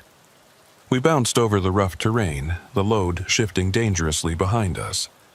The cruisers followed, but they weren't built for this kind of driving. One got stuck in a sandy wash. The other hit a rock and spun out. But more were coming. I could see the dust clouds in the distance. "There!" Isadora pointed to a service road I hadn't noticed before. "That leads to the old military testing grounds. They won't follow us there." "Why not?" "Because even they're afraid of what's out there. The desert isn't the only thing that's been changing in Nevada. The bomb tests in the 50s, they woke something up. Something older than the desert, older than the things chasing us. Out of the frying pan," I muttered, but took the turn anyway. The service road was in worse shape than the dirt trail to the mining camp, barely more than 2 ruts in the hardpan, but it was heading away from our pursuers, and that was all that mattered. We drove for an hour, the landscape becoming increasingly desolate. The Joshua trees gave way to bare rock and sand. In the distance, I could see the remains of structures, concrete buildings half buried by decades of sandstorms. "Stop here," Isadora said suddenly. I pulled over next to what looked like an old checkpoint. The guard booth empty and filled with tumbleweeds. Why are we stopping? Because they're still following, just at a distance. And because I need to tell you something. She turned to face me, her expression grave. I'm not really FBI. I mean, I was, but that's not why I'm here. My sister and I, we're part of something else. Something that's been fighting these things for a long time. What are you talking about? The transformations, the desert cult. It's all real, but it's not new. It's been happening for centuries, maybe longer, and there have always been people fighting against it. Native tribes first, then settlers, now us. We call ourselves the Watchers. This is insane. Yes, it is, but it's also true, and right now you have a choice. You can drive to Las Vegas, try to forget all this happened, hope they don't find you. Or you can help us stop them. How? They're monsters. They have connections everywhere. But they have weaknesses too. The transformations aren't perfect. The changed ones can't stand certain frequencies of sound. They need specific minerals in their diet to maintain their forms. And most importantly, they're centralized. There's a source, a place where it all started. If we can find it, destroy it, we can stop the spread. And you know where this place is? Not yet, but you do. What? No, I don't. Think about it. 18 years driving these roads. You've seen things, felt things. There's a place, somewhere on your routes, where the feeling is strongest, where the air feels different, where time seems to move strangely. You know where it is, even if you don't realize it. I wanted to deny it, but she was right. There was a place, a stretch of Highway 50, the so-called loneliest road in America, where I always felt like I was being watched, where my instruments would go haywire, where the road seemed to stretch longer than it should. Highway 50, I said. Between Austin and Eureka, there's something there. Then that's where we need to go. It's a trap. They'll be expecting us. Probably. But we have something they don't expect. She pulled out a device from her pocket, something that looked like a modified cell phone. This transmits on a frequency that causes them pain. It won't stop them, but it'll slow them down. And I've already sent our location to the other Watchers. Help is coming. How many Watchers are there? Not enough. Never enough. But we do what we can. I looked out at the desolate landscape, then back at her. This young woman who had planned an elaborate escape, who had survived 2 weeks of captivity, who was now asking me to drive into certain danger. All right, I said. But we do this my way. I know these roads better than anyone. If we're going to find this source, we need to be smart about it. Agreed. So, what's your way? First, we don't go direct. They'll expect that. We take the back roads, the old mining trails. It'll take longer, but it'll keep them guessing. Second, we need supplies, real supplies. There's a truck stop about 30 miles east of here that's run by an old friend. He owes me favors.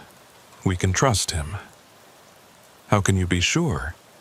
Because he's seen them too. Lost his son to something on Highway 50 5 years ago. If anyone will help us, it's him. Isadora nodded. Then let's go. But Cassius, once we do this, there's no going back. They'll never stop hunting us. They're already hunting us, I pointed out. At least this way, we're hunting them back. The truck stop my friend Jeremiah Hawthorne ran was one of those places that existed between worlds. Not quite civilization, not quite wilderness. Just a cluster of fuel pumps, a repair shop, and a diner that served coffee strong enough to wake the dead, situated at the intersection of 2 forgotten highways that most modern maps didn't even show anymore. It took us 3 hours to get there, using routes I'd learned from old-timers when I first started driving. Mining roads, cattle trails, paths that hadn't seen regular traffic since the silver boom ended. Twice, we had to stop and move fallen rocks. Once, we had to wait for a herd of wild horses to cross. But we didn't see a single vehicle following us. "They're still out there," Isadora said, checking her device constantly. "This thing picks up their electromagnetic signature. They generate a specific frequency when they're in their transformed state. Right now, I'm reading at least 12 signals, spread out in a search pattern." 12, I muttered. "How many of these things are there total?" "We don't know. The Watchers have confirmed nests in Nevada, Arizona, Utah, and Southern California, but there could be more. They're good at hiding, at blending in when they need to." The truck stop appeared around a bend like a mirage, its ancient neon sign flickering in the midday sun. "Hawthorne's Haven, last stop for 100 miles. It wasn't lying. This was the edge of the real nowhere, where the desert stopped pretending to be anything but hostile. I pulled into the lot, parking between two other big rigs. Truckers I didn't recognize, which was unusual. I knew most of the drivers who used these back routes. "Stay here," I told Isadora. "Let me check it out first." "Not a chance. We stick together from now on." She was right. Splitting up was how people disappeared out here. The diner's door chimed when we entered, the same bell that had been there since 1962, when Jeremiah's father first opened the place. The interior hadn't changed much either. Red vinyl booths repaired with duct tape, a counter with swivel stools, walls covered with trucker memorabilia, and faded photographs of rigs that had passed through over the decades. Jeremiah was behind the counter, same as always. 6'4", built like a linebacker gone to seed, with arms covered in military tattoos from his time in Desert Storm. His hair had gone completely gray since I'd last seen him, and there were new lines around his eyes. "Cassius Thornfield," he said, not looking up from the coffee pot he was cleaning. "Heard you might be coming this way." "Heard from who?" Now he looked up, and his eyes were hard. "From them. They came through about an hour ago. 3 of them, pretending to be state troopers, asking about you, about any passengers you might have." His gaze shifted to Isadora. "They left something for you." He reached under the counter, and I tensed, ready to run. But what he pulled out was an envelope, my name written on it in handwriting that looked wrong, like someone had to remember how letters were supposed to be formed.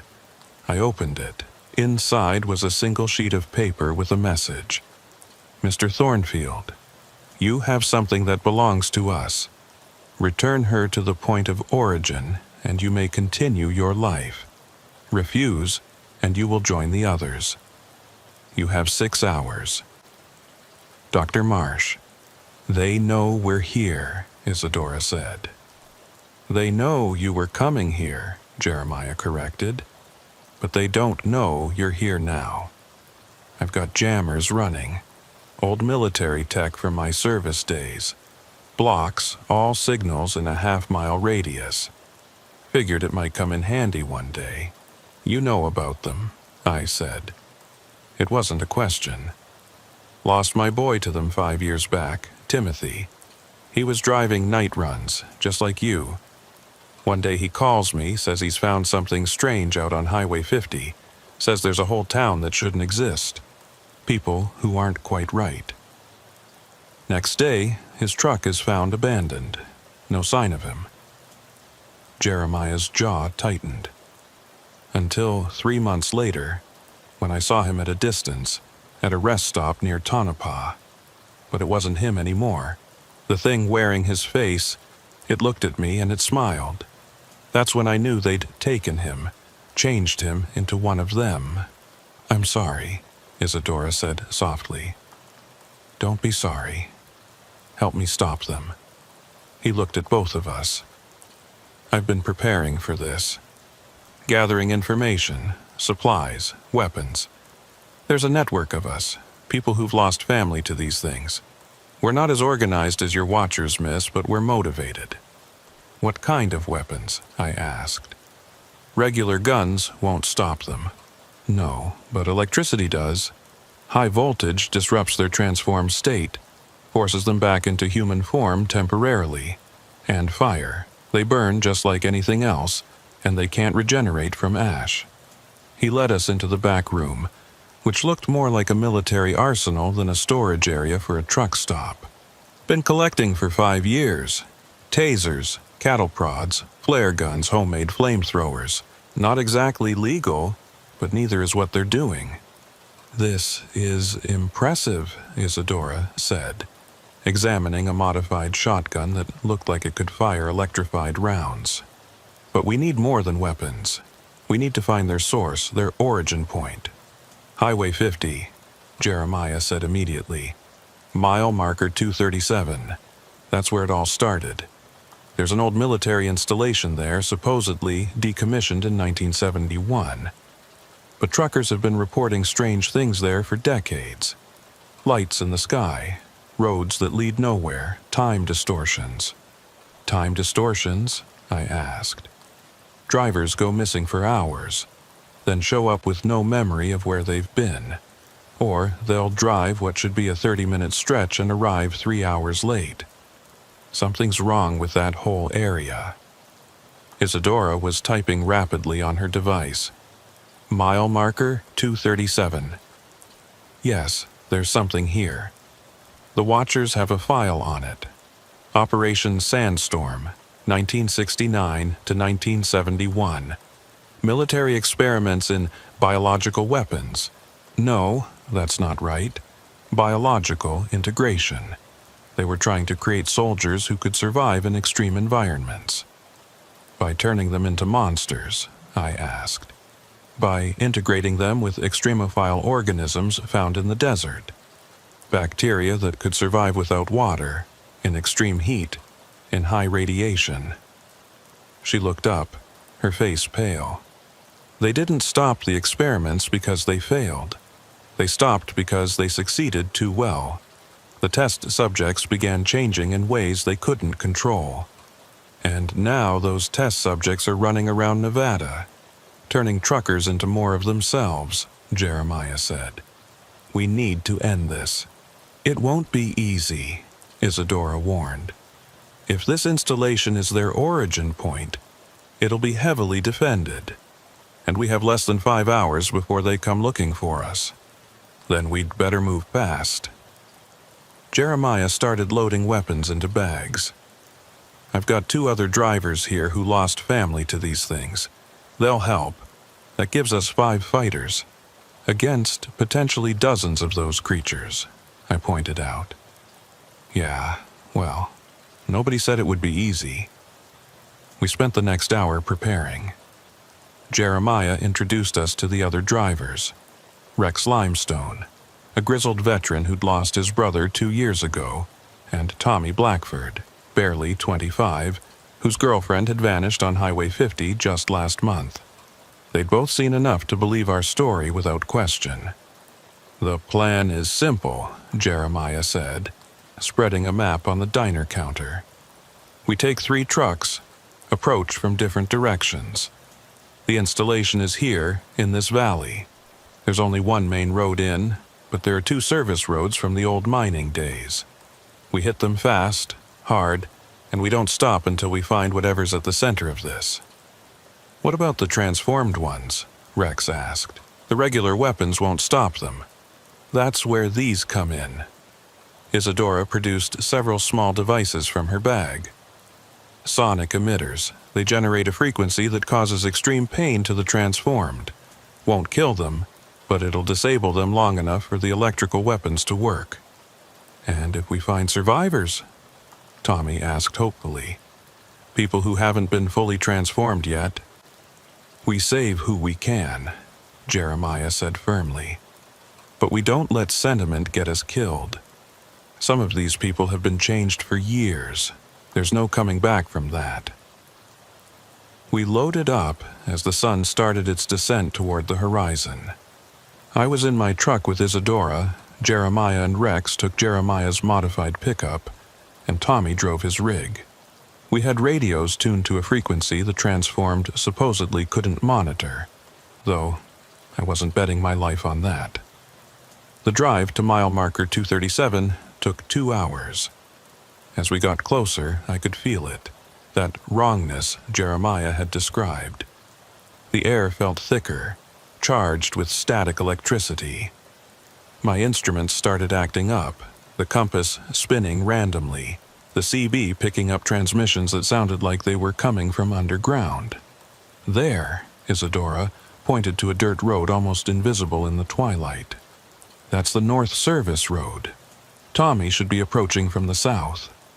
We turned off the highway, killing our lights and relying on the last rays of sunlight to navigate. The road descended into a valley that shouldn't have existed, a deep gouge in the earth that didn't appear on any map. At the bottom of the valley sat the installation. It wasn't abandoned. Lights blazed from windows, vehicles were parked in neat rows, and figures moved between buildings with purpose. But something was wrong with the geometry of the place. Buildings seemed to shift position when you weren't looking directly at them. Distances were hard to judge. "My device is going crazy," Isadora whispered. "There are dozens of signatures down there, maybe more." "Too late to turn back now," I said, though every instinct was screaming at me to run. Jeremiah's voice crackled over the radio. "We're in position. Tommy reports same. On my signal, we move. Remember, speed and violence. Don't give them time to organize." We waited, engines idling, hearts pounding. Then, "Go! Go! Go!" I floored it, the truck roaring down the slope toward the installation. The other vehicles converged from their positions, headlights blazing, horns blaring. The figures in the compound scattered, some running for cover, others standing their ground. That's when I saw them clearly for the first time in full light. The transformed ones. They were worse than I'd imagined. Some still looked mostly human, just stretched and distorted. Others had changed so much they barely had recognizable features anymore. They moved like spiders, all wrong angles and too many joints. We crashed through the fence, Isadora activating the sonic emitters. The sound was barely audible to us, but the transformed ones reacted immediately, clutching at their heads, falling to their knees. We had seconds before they adapted. "The main building," Isadora shouted. "That's where the source will be." It was a concrete structure, probably a bunker, with heavy doors and barred windows. We drove straight at it, using the truck as a battering ram. The doors buckled but didn't break. That's when things went wrong. The ground beneath us began to move, not like an earthquake, but like something enormous was stirring underneath. Cracks appeared in the earth spreading outward from the bunker, and from those cracks came something I'll never forget. It wasn't solid, wasn't liquid, wasn't gas. It was all three and none of them, a writhing mass of tissue and sand and something that hurt to look at. It rose from the ground like a wave engulfing one of the parked vehicles, and when it receded, the vehicle was gone. Not destroyed, not moved, gone. "What is that thing?" Tommy's voice over the radio, high with panic. "The source," Isadora breathed. "It's not a machine or a weapon. It's alive, the whole installation, the whole valley. It's one enormous organism." The transformed ones were recovering from the sonic attack, moving toward us with renewed purpose. But they weren't attacking. They were herding us toward the writhing mass. "We need to burn it," Jeremiah's voice steady despite everything. "All of it, the whole valley." "We don't have enough firepower for that," Rex protested. "No, but they do." Jeremiah pointed to a cluster of fuel tanks on the edge of the compound. "Those are for the generators, probably 10,000 gallons of diesel." "That's suicide," I said. "We'd never get clear in time. Then we'd better move fast." What followed was chaos. We scattered, each vehicle targeting different fuel tanks while fighting off the transformed ones. The electrical weapons worked, but only temporarily. They'd go down, convulsing, then get back up angrier than before. I rammed my truck into the nearest tank, rupturing it. Diesel fuel spilled across the ground, forming pools that reflected the crazy lights of the installation. Isadora leaned out the window with a flare gun, ready to ignite it, when something grabbed the truck. It was Dr. Marsh, but not as I'd last seen her. She'd begun to transform, her limbs elongated, her face stretching into something inhuman. She tore the door off its hinges with impossible strength. "You don't understand," she said, her voice distorted but still recognizable. "This is evolution. This is the future. Humanity's time is ending. We're just the beginning of what comes next." Isadora shot her with the electrified shotgun. Dr. Marsh screamed, a sound that shattered the truck's windows and fell back. But more were coming. Dozens of them swarming toward us. "Now!" Jeremiah shouted. "Light it now!" Flares arced through the air from 3 directions. The fuel ignited with a whoosh that sucked the air from my lungs. Fire spread across the compound, following the diesel trails, reaching the ruptured tanks. The first explosion knocked me flat. The second lifted the truck onto 2 wheels. By the third, the whole valley was an inferno. The organism, the living valley, reacted to the fire like any living thing would. It writhed, it screamed without sound, it tried to retreat back into the earth. But the fire followed it down, into the cracks, into the tunnels it had carved beneath the desert. "Move! Move! Move!" I grabbed Isadora and ran for the truck. Others were doing the same, racing for their vehicles as the ground began to collapse. We drove like hell itself was chasing us, which wasn't far from the truth. Behind us, the valley was consuming itself, folding inward as the organism died. The transformed ones caught in the collapse didn't even try to escape. They just stood there, watching their world end. We made it to the highway just as the biggest explosion yet lit up the night sky. A pillar of fire that could probably be seen from Las Vegas. The ground shook so hard I nearly lost control of the truck. Then, suddenly, silence. We pulled over a mile down the road, all of us, and looked back. Where the valley had been, there was now just a smoking crater. The installation, the organism, the transformed ones, all gone. "Is it over?" Tommy asked. "This one is," Isadora said, checking her device. "I'm not picking up any signatures, but there are other nests, other installations. This was just one head of the Hydra. Then, we keep fighting," Jeremiah said. "We know they can be killed now. We know they can be stopped."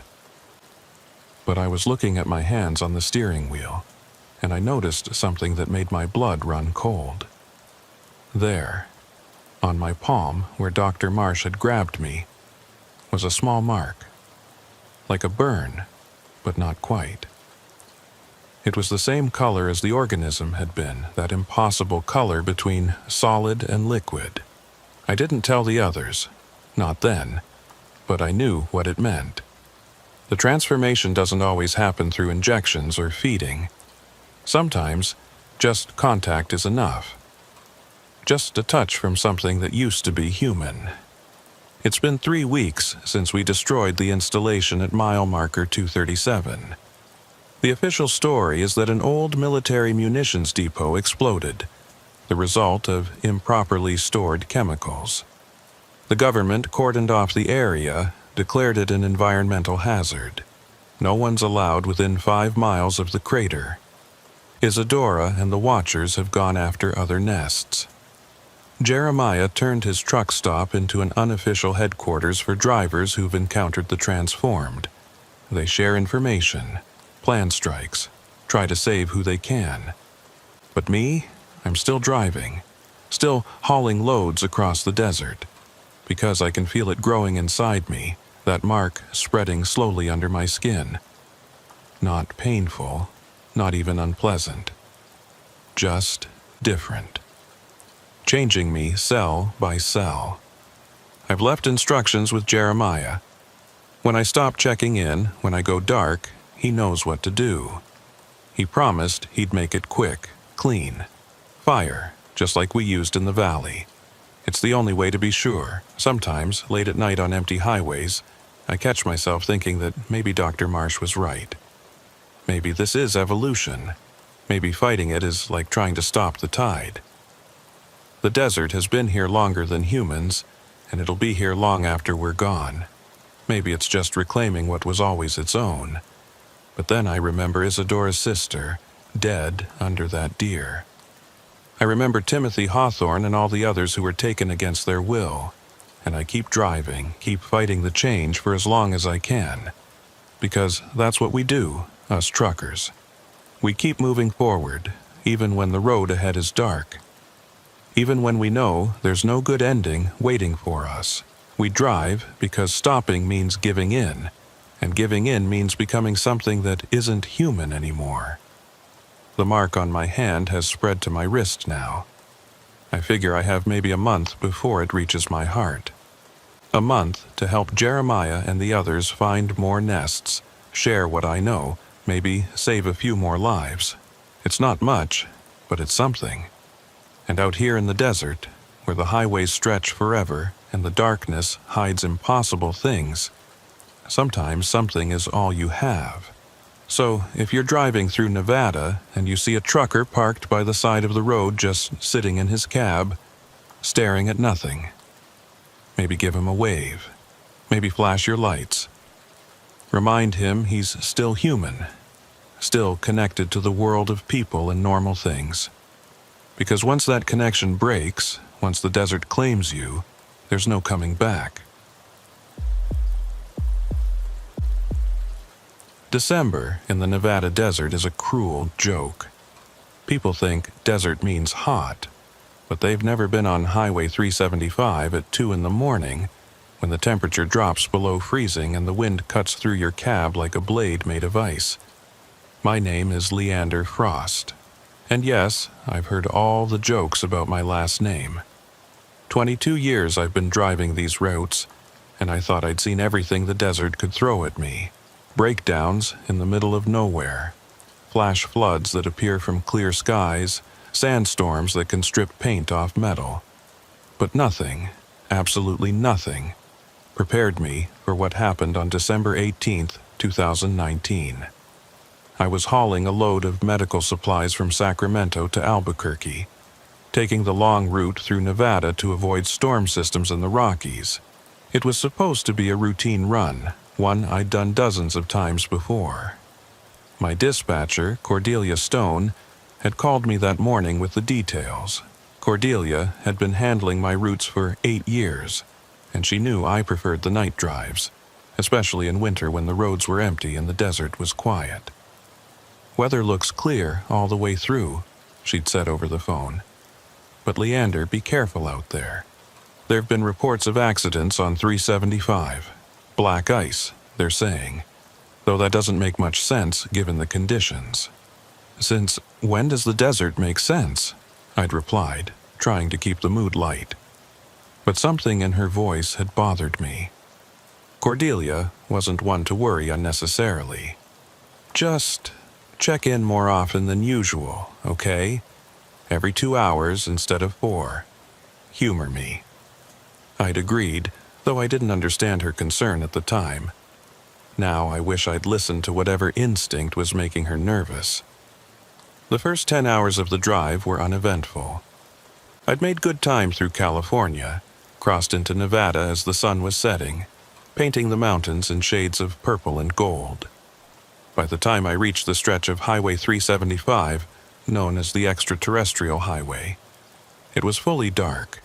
The kind of darkness you only get in the desert, where the nearest town might be 100 miles away. The stars were incredible that night. No moon, no light pollution, just millions of points of light scattered across the black canvas of the sky. I'd turned off my music, driving in silence except for the hum of the engine and the whisper of tires on asphalt. It was peaceful, meditative even. That's when I saw him. At first, it was just a shape on the side of the road, barely visible in the periphery of my headlights. Could have been a rock, a piece of debris, maybe a coyote. But as I got closer, the shape resolved into something distinctly human. A figure, hunched over, stumbling along the shoulder of the highway. No vehicle in sight. No broken-down car, no motorcycle, nothing. Just a person, alone, in the middle of the desert in December, at least 50 miles from the nearest town. I started to slow down, my foot easing off the accelerator. Every trucker knows the unwritten rules of the road, and one of them is simple. You help people in genuine distress, but you also have to be smart about it. The desert highways have their share of ambush robberies, people pretending to need help only to rob, or worse, when you stop. But this wasn't a young man who might be dangerous. As my headlights fully illuminated him, I could see he was old, maybe 70 or more, wearing what looked like a suit. A black suit, like something you'd wear to a funeral, completely inappropriate for the desert. His hair was white, thin, blowing in the wind, and he was stumbling, barely able to stay upright. I pulled over about 20 yards ahead of him, grabbing my phone and my tire iron just in case. The temperature gauge on my dashboard read 28 degrees Fahrenheit. At his age and those clothes, the old man would be hypothermic soon if he wasn't already. I stepped out of the cab, the cold hitting me immediately despite my heavy jacket. "Sir? Sir, are you all right?" The old man looked up, and even from a distance I could see his lips were blue, his skin pale as paper. He tried to speak, but all that came out was a wheeze. Then his legs gave out, and he collapsed onto the asphalt. I ran to him, all caution forgotten. Up close, he looked even worse. His suit was dusty but expensive, the kind of thing that costs more than I make in a month. His shoes were leather dress shoes, completely worn through at the soles as if he'd been walking for days. But it was his eyes that really got me. Pale blue, almost white, and filled with something I couldn't identify. Fear? Relief? Something else entirely. "We need to get you warm," I said, helping him to his feet. He weighed almost nothing, like his bones were hollow. "Can you walk? My truck's right there." He nodded, leaning heavily on me as we made our way to the cab. I had to practically lift him up into the passenger seat. Once inside, I cranked the heat to maximum and grabbed the emergency blanket from my safety kit, wrapping it around his shoulders. "Thank you," he whispered, his voice dry as desert sand. "Thank you, Leander." I froze. I hadn't told him my name. "How do you know my name?" I asked, trying to keep my voice steady.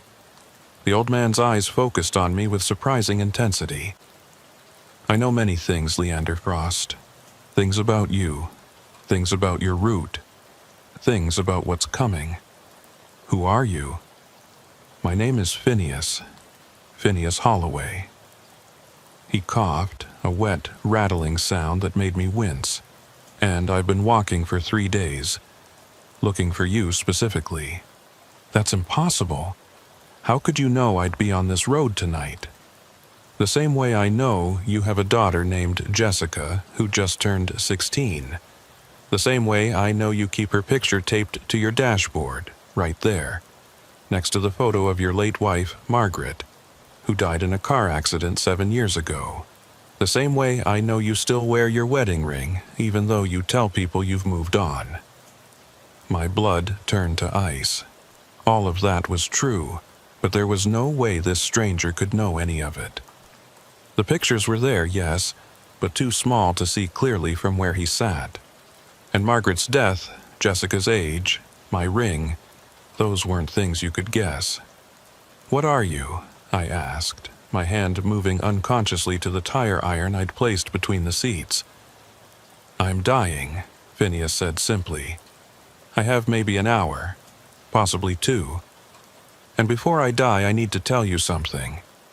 Something that will save your life and the lives of many others. But first, I need you to drive. North toward Rachel. There's something there you need to see. I'm not going anywhere until you explain how you know about my family. He closed his eyes, and for a moment I thought he'd passed out. Then he spoke, his voice different, younger somehow. March 15th, 2012. You're at the Sunshine Diner in Bakersfield. You're sitting in the third booth from the door, having coffee and pie, apple pie. The waitress, her name is Gloria, she's telling you about her grandson who wants to be a trucker like you. You give her a $20 tip because she reminds you of your mother. I remembered that day. Every detail he'd just described was accurate. But I'd been alone in that diner. There was no way he could know any of that unless... You were there, I said. You were watching me. Not watching, experiencing. I see through time, Leander. Past, present, future. They're all the same to me now. It's what happens when you get too close to the truth, when you see behind the veil. The human mind isn't meant to process that kind of information. It breaks you. But before it does, you see everything. You're insane. Probably. But I'm also right. In 13 minutes, your dispatcher, Cordelia Stone, is going to call you. She's going to tell you there's been an accident on Highway 95, that you need to take a detour. Don't listen to her. It's not really her. What do you mean, not really her? They can mimic voices perfectly. Phone calls, radio transmissions, even face-to-face if they've had time to study their target.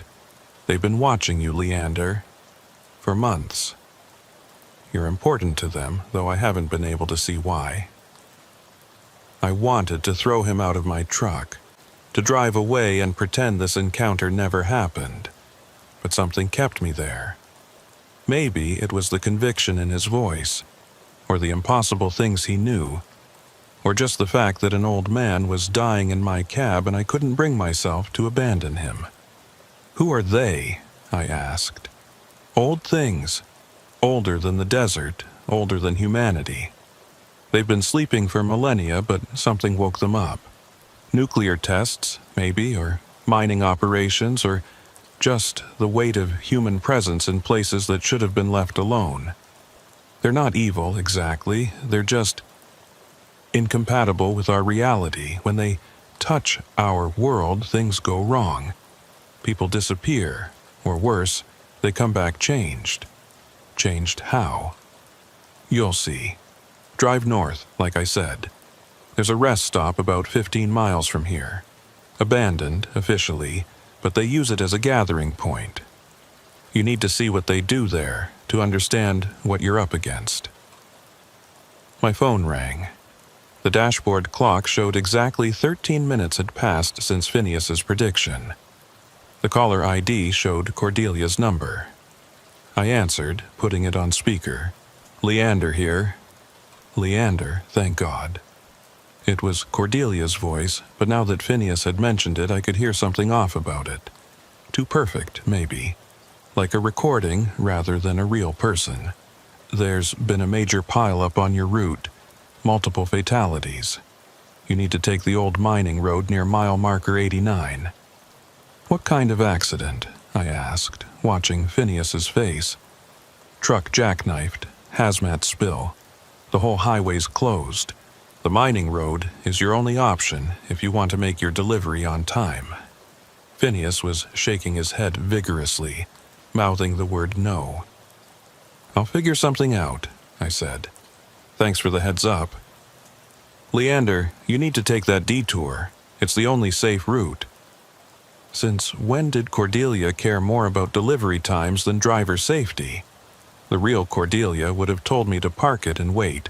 Deadline be damned. I said I'll figure it out. I repeated, then hung up. Good, Phineas said. You're starting to see. The mining road is a trap. They've been using it for years to funnel drivers into their territory. The accident on 95 is fake, a story to make you deviate from your route. But if you know all this, if you can see the future, why don't you stop them? Why don't you warn everyone? I tried, God, how I tried, but no one believes a crazy old man talking about monsters in the desert. And the more I tried to explain, the less sane I sounded. That's their protection, you see. The truth is so impossible that speaking it makes you seem insane. He started coughing again, harder this time. When he pulled his hand away from his mouth, there was blood on his palm. "We don't have much time," he wheezed.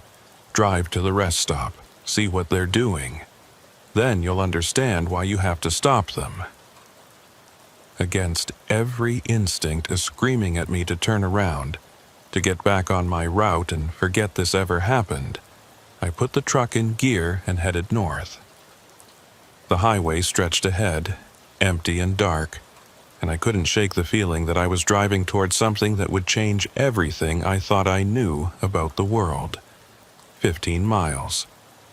Phineas had said 15 miles to the rest stop. I watched the odometer tick up, each tenth of a mile feeling like an eternity.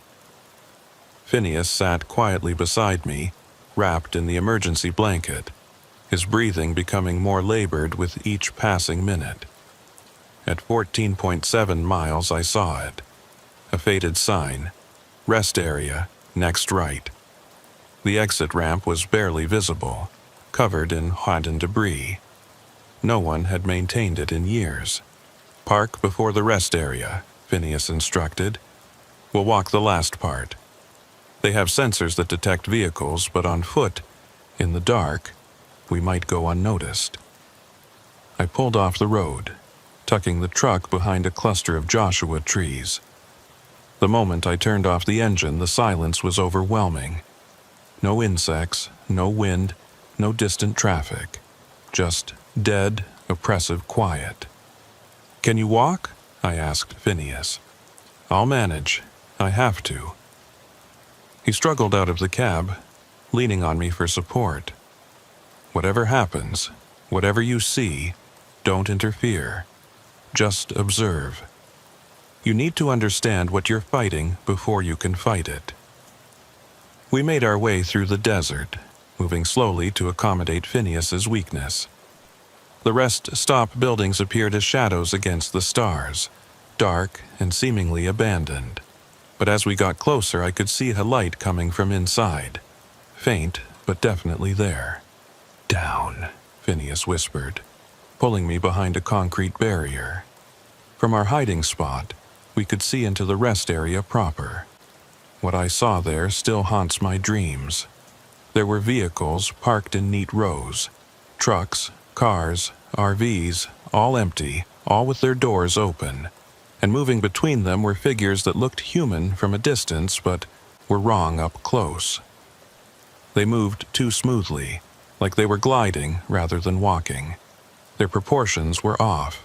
Arms too long, necks that bent at impossible angles. And in the center of the rest area, they'd built something. A structure made of metal and glass and what looked like bones, reaching up toward the sky like an antenna or a beacon. It pulsed with a light that hurt to look at directly, a color that didn't exist in normal space. "What is that thing?" I whispered, unable to look away from the pulsing structure. "A transmitter," Phineas replied, his voice barely audible. "They're sending signals into space, calling more of their kind. Every person they take, every vehicle they capture, adds to its power. Look closer at the base." I didn't want to look closer, but I did. The base of the structure wasn't made of metal and glass like I'd first thought. It was organic, pulsing like a heart, with veins or cables running from it to each of the abandoned vehicles.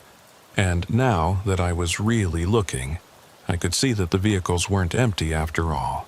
There were shapes inside them, human shapes, but motionless, connected to the structure by those same cable veins. "They're using people as batteries," I said, bile rising in my throat. "Not batteries, processors. Human consciousness has something they need, something they can't generate themselves. Creativity, perhaps, or emotion, or just the spark of true sentience. They're parasites, but instead of feeding on blood or flesh, they feed on thoughts, memories, the essence of what makes us human. One of the wrong-proportioned figures suddenly stopped moving, its head turning in our direction. Even from a distance, I could see its eyes were black, completely black, like holes in reality. "Down," Phineas hissed, pulling me lower behind the barrier. We waited, hearts pounding, as footsteps approached. Not normal footsteps. There was a wet, sliding quality to them, like something trying to remember how walking was supposed to sound. They got closer, closer, then stopped just on the other side of our barrier. I held my breath, gripping a rock I'd found, knowing it would be useless against whatever was on the other side of that concrete. Phineas's hand found mine, squeezing with surprising strength. His lips moved silently, and I realized he was counting down. 3, 2, 1. A phone rang, not mine, but somewhere back at the rest stop. The creature on the other side of our barrier made a sound like static from a broken radio. Then those wet footsteps moved away, back toward the structure. "We need to go," Phineas said. "Now, while they're distracted." We crawled backward, staying low until we were out of sight of the rest area, then struggled to our feet and moved as quickly as Phineas's condition would allow back toward my truck. Behind us, I could hear sounds that might have been voices, but in no language I recognized. Back in the cab, Phineas collapsed against the seat, his breathing ragged and wet. The blood on his lips was darker now, almost black in the dashboard lights. "Drive," he gasped. "Get us away from here." I started the engine and pulled back onto the highway heading south, back the way we'd come. In the mirrors, I could see lights moving at the rest stop, searching patterns that reminded me of police searchlights, but wrong somehow, bending in ways light shouldn't bend. "They know we were there," Phineas said. "They'll be looking for us now, but that's okay. That's part of the plan." "What plan? You're dying. We just saw some kind of alien horror show, and you're talking about plans?" "Not alien. That's the thing everyone gets wrong. They're not from space. They're from here, from Earth, just not our Earth. Parallel dimension, alternate reality, whatever you want to call it. There are places where the barriers between worlds are thin, and Nevada is full of them. The nuclear tests didn't just crack atoms, they cracked reality itself. That's insane. Yes, it is, but it's also true.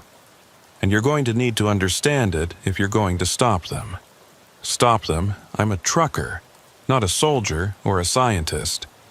I haul medical supplies and electronics. I don't fight interdimensional parasites. No, but you know these roads better than anyone. You know where the thin places are, even if you don't realize it. Those spots where your radio picks up stations that don't exist, where time seems to skip, where you see things in your mirrors that aren't there. You've been mapping them unconsciously for 22 years. He was right. I did know those spots. Every long-haul driver did. We just didn't talk about them, treated them like sailors' superstitions. Mile marker 45 on Highway 6, where you could sometimes hear music from the 1940s. The stretch of 95 near Goldfield, where drivers reported losing hours of time. The junction of 375 and 93, where compasses spun wildly and GPS units showed locations that didn't exist. "There's a pattern," Phineas continued, pulling out a folded piece of paper from his suit pocket. His hands shook as he unfolded it, revealing a map of Nevada covered in red marks and connecting lines. "These are all the spots where people have disappeared in the last 5 years. Look at the pattern." The marks formed a rough circle, with lines connecting them like spokes on a wheel. "And at the center, Rachel," I said. The town of Rachel is at the center. Not the town.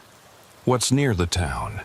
Area 51 isn't about aliens, Leander. It never was. It's about keeping people away from the biggest thin spot in North America. The military has been trying to contain it since the 1950s, but they're losing. The barriers are breaking down, and things are coming through. And these things at the rest stop? Scouts, preparing the way for something bigger. That transmitter isn't calling their kind from space. It's weakening the barriers, making it easier for more of them to cross over. And every person they take, every consciousness they harvest, makes the signal stronger.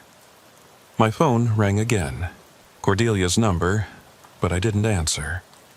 "Good," Phineas said. "Don't answer any calls for the next few hours. They can track you through the cell towers, but only if you're actively connected. The real Cordelia will worry. The real Cordelia is..." Phineas paused, his eyes unfocusing for a moment. "She's at home, asleep. She doesn't know her phone is being used. They're very good at borrowing identities without the original knowing. How do you know all this? How can you see all these things?" Phineas was quiet for a long moment, staring out at the dark desert rushing past. When he spoke, his voice was different, sadder. "I was a physicist at Los Alamos, recruited in 1981 for a project so classified it didn't officially exist. We were studying anomalies in space-time, places where the laws of physics seemed to break down. The military told us it was about developing new weapons, but that was a lie. They'd found something in the desert, something that shouldn't exist, and they wanted us to figure out what it was." He coughed again, more blood speckling his lips. "We built a machine, a viewer, we called it. It could peer into parallel dimensions, see other versions of reality. The first tests were incredible. We saw Earths where dinosaurs never went extinct, where humanity never evolved, where the laws of physics were completely different. But then we found them, the crawling chaos, we called them. Beings that existed between dimensions, feeding on the boundaries between worlds. And they saw you looking. Worse. We made contact. One of my colleagues, Dr. Elizabeth Thorne, she thought we could communicate with them. She was brilliant, spoke 17 languages, had degrees in linguistics and mathematics. She volunteered to be the first to attempt direct mental contact using the viewer." Phineas closed his eyes, lost in the memory. "The moment she made contact, she started screaming. Not with her voice, but with her mind. We all felt it, like nails on a chalkboard inside our skulls. When we finally shut down the machine, she was catatonic. 3 days later, she woke up. But she wasn't Elizabeth anymore. She was them, wearing her body like a suit. What happened to her? The military tried to contain her, but she walked through the walls of her cell like they weren't there. Killed 7 soldiers with a touch, aging them decades in seconds. Then she disappeared into the desert. That was 38 years ago. I've been tracking her ever since, trying to undo what we did." "And your ability to see through time? A side effect of exposure to the viewer. It's killing me, has been for years. The human brain isn't meant to perceive time as a single entity, but it's also allowed me to track them, to predict their movements, to try to warn people like you. Why me specifically? Because in 3 days, they're going to open a permanent gateway. The transmitter at the rest stop is just one of 12 they've built across Nevada. When they activate them all simultaneously, the barrier between worlds will collapse completely, and you're the only one in position to stop them. How could I possibly stop something like that? The same way you stop any machine. You break a critical component. The transmitters are connected, networked. Destroy the primary node and the whole system fails. But the primary node is mobile, hidden in a truck that looks exactly like any other truck on these highways. They move it constantly to avoid detection. So find one specific truck among thousands. Not find. You already know where it is. You've passed it dozens of times without realizing what it was. That feeling you get sometimes, like you're being watched? That cold sensation that runs down your spine for no reason? That's your subconscious recognizing the wrongness of it. He pulled out another piece of paper, this one with a list of dates and locations. These are all the times you've reported equipment malfunctions in the last year. Strange readings on your instruments, radio interference, that sort of thing. Plot them on a map, and you'll see they all happened at specific locations. I looked at the list. He was right.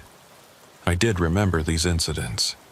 Times when my compass went crazy, when my CB picked up impossible transmissions, when my engine ran rough for no mechanical reason. Now, Phineas continued, cross-reference those locations with reports from other drivers. The pattern becomes clear.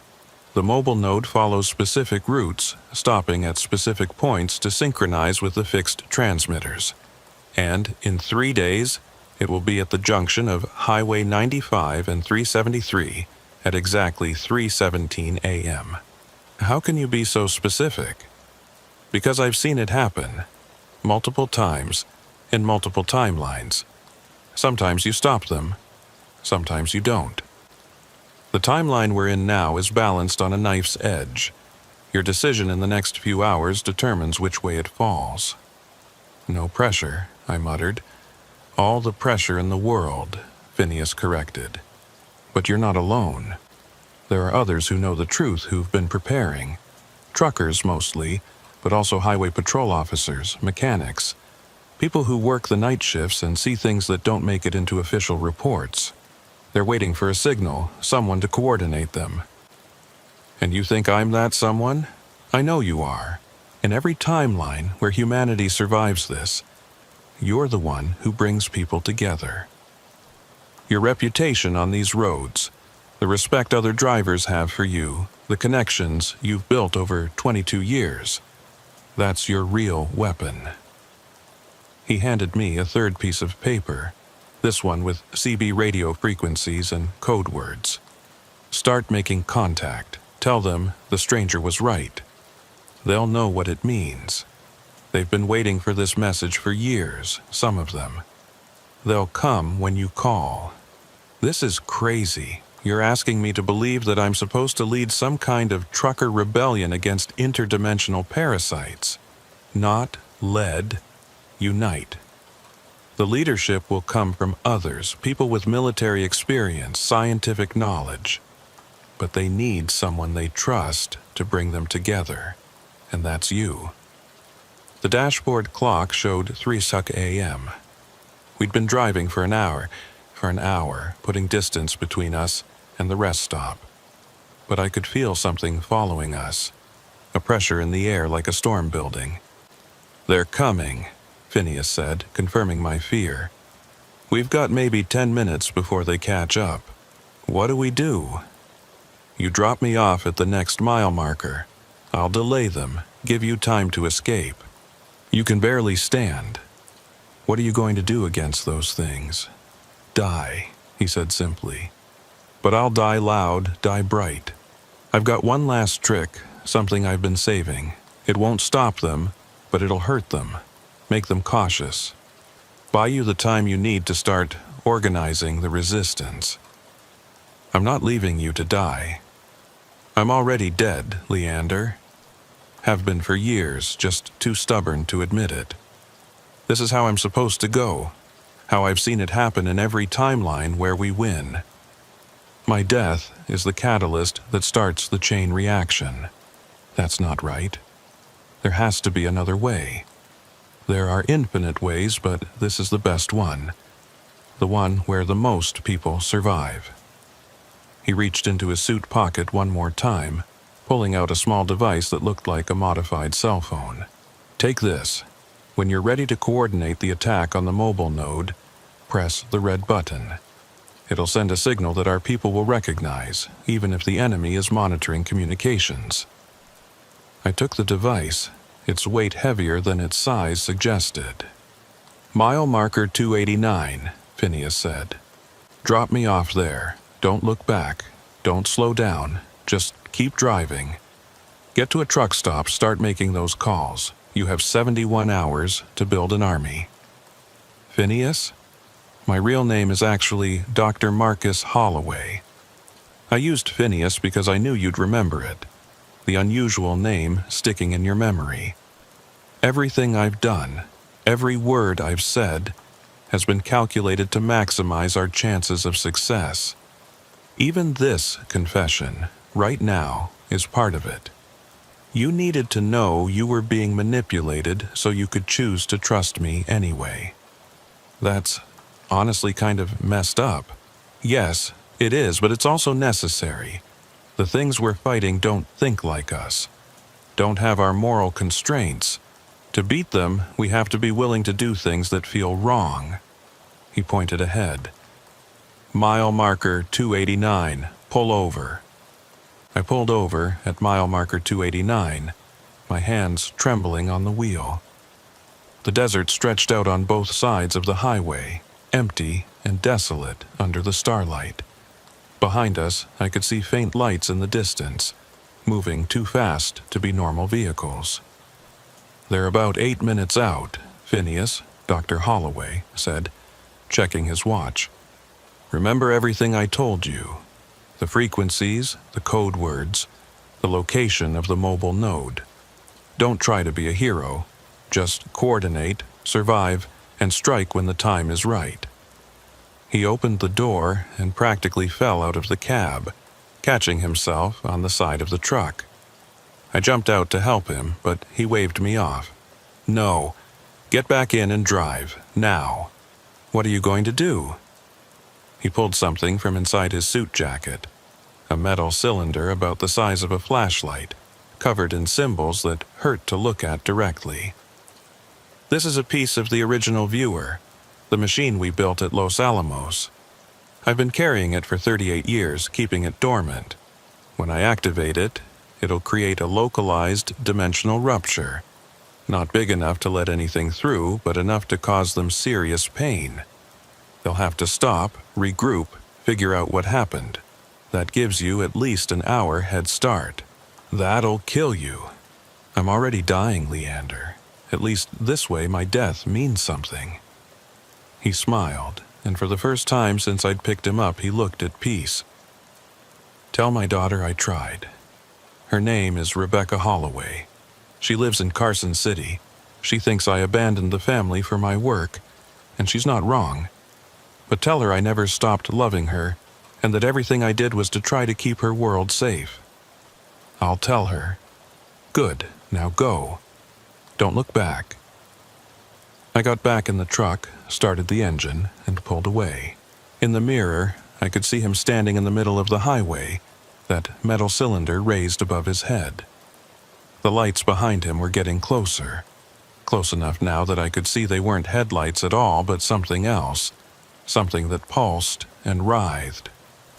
I was 2 miles down the road when the sky behind me turned white. It wasn't an explosion, exactly. It was like reality hiccuped, a flash of impossible light that cast shadows that fell up instead of down. The truck's engine died instantly, all electronics going dead. I coasted to a stop, my ears ringing with a sound that wasn't quite sound, more like the echo of a sound from a dream. Then, as suddenly as it had happened, it was over. The engine coughed back to life, the dashboard lights flickering on. In the mirror, I could see a column of what looked like aurora borealis rising from where I'd left Holloway. Greens and purples that shouldn't exist in the Nevada desert. I drove for the next hour in shock, my mind trying to process everything that had happened. An old man who could see through time had died to save me from interdimensional parasites that were using human consciousness to break down the barriers between worlds.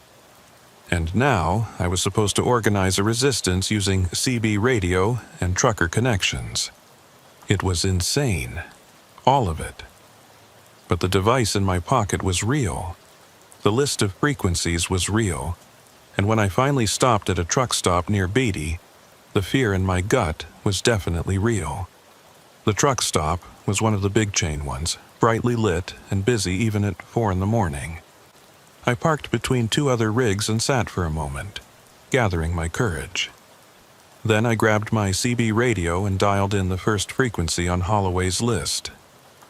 "Breaker, breaker," I said, using the code phrase he'd given me. "This is Frost Walker looking for night owls. The stranger was right. I repeat, the stranger was right." Static for a moment, then a voice, female, cautious. "Frost Walker, this is Desert Rose. Confirm secondary. What did the stranger say about the junction?" I checked the paper. There was a response code for this. The stranger said the junction sings at midnight when the moon is dark. A pause, then multiple voices started coming through, overlapping. Holy shit, it's happening. About damn time. "Desert Rose, can you confirm that's really Frost? I know his voice, it's him." The female voice, Desert Rose, took control. "All night owls. Switch to secure channel. Frost Walker, welcome to the frequency. We've been waiting for you." I switched to the indicated channel, and suddenly I was in the middle of a conversation that had apparently been going on for years. 17 confirmed sightings this week alone. Lost another driver near Tonopah. The things at the rest stops are getting bolder. "All right, everyone, quiet down," Desert Rose said. "Frost Walker, I'm Angela Riverstone. I run the independent station out of Goldfield. The stranger, Dr. Holloway, told us someone would come with his message eventually." "Is he?" "He's gone," I said. "Bought me time to escape. Gave me information about something big happening in 3 days." "The convergence," another voice said.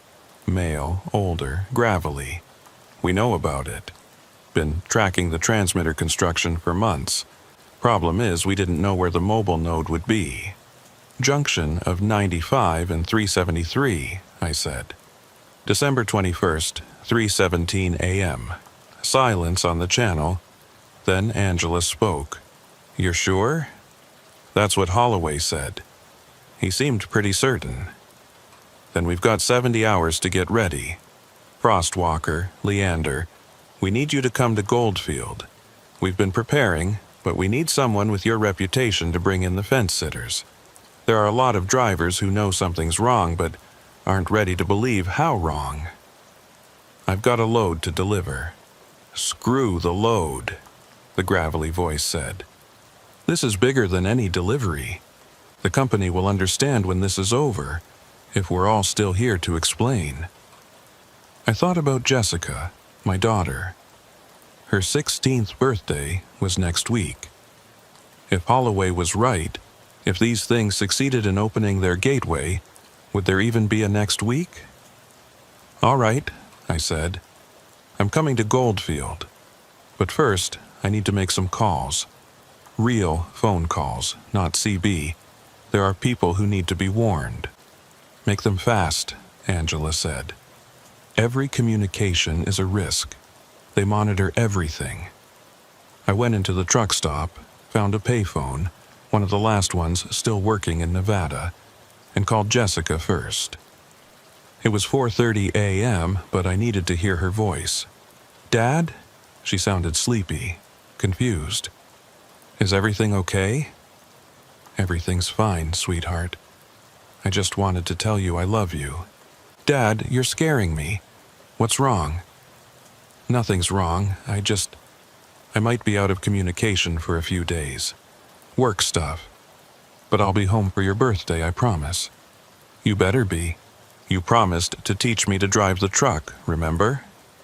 "I remember. Jessica, if anything happens, if you hear anything strange on the news about Nevada, I want you to go to your Aunt Linda's in Oregon. Can you promise me that?" "Dad, seriously, what's going on? Just promise me." "Okay, I promise, Dad. I love you." "I love you too, baby. More than all the stars in the sky." It was an old saying between us, from when she was little and afraid of the dark. I'd tell her I loved her more than all the stars, and she'd know everything would be okay. I hung up and made one more call, this one to the real Cordelia Stone's home number. She answered on the third ring, sounding much more awake than Jessica had. "Leander, my phone's been acting strange. I've been getting reports that I've been calling drivers, but I haven't made any calls. Cordelia, listen carefully. Don't go to work for the next 3 days. Call in sick, family emergency, whatever. Just don't go to the dispatch center." "What? Why?" "Leander, what's happening?" "I can't explain right now. Just trust me. Something big is happening and the dispatch center isn't safe.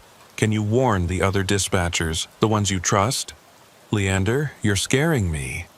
"Good. Being scared might keep you alive. 3 days, Cordelia. After that, things should be clearer." I hung up before she could ask more questions. Every second I stayed on the line was a risk. Back in my truck, I pulled out of the truck stop and headed for Goldfield. It was a 2-hour drive, and I spent it listening to the CB chatter. More drivers were checking in, using code names and cautious language. Desert Rose, who I now knew was Angela Riverstone, was coordinating everything with military precision. By the time I reached Goldfield, the sun was coming up, painting the desert in shades of gold and red. The independent station Angela ran was on the outskirts of town, a collection of fuel pumps, a small diner, and a repair shop that looked like it had been there since the 1950s. But appearances were deceiving. As I pulled in, I could see defensive positions had been set up, hidden but there if you knew what to look for. The windows of the diner had been reinforced. There were vehicles parked strategically to provide cover if needed. Angela met me as I climbed out of my truck. She was younger than her voice had suggested, maybe 40, with sharp eyes and calloused hands that spoke of real work. Her flannel shirt had a small pin on the collar, a truck wheel with wings, the old symbol of the Independent Truckers Association. "Leander Frost," she said, extending her hand. "I've heard about you for years. You're the one who exposed that trafficking ring 5 years back. That was just luck and stubbornness.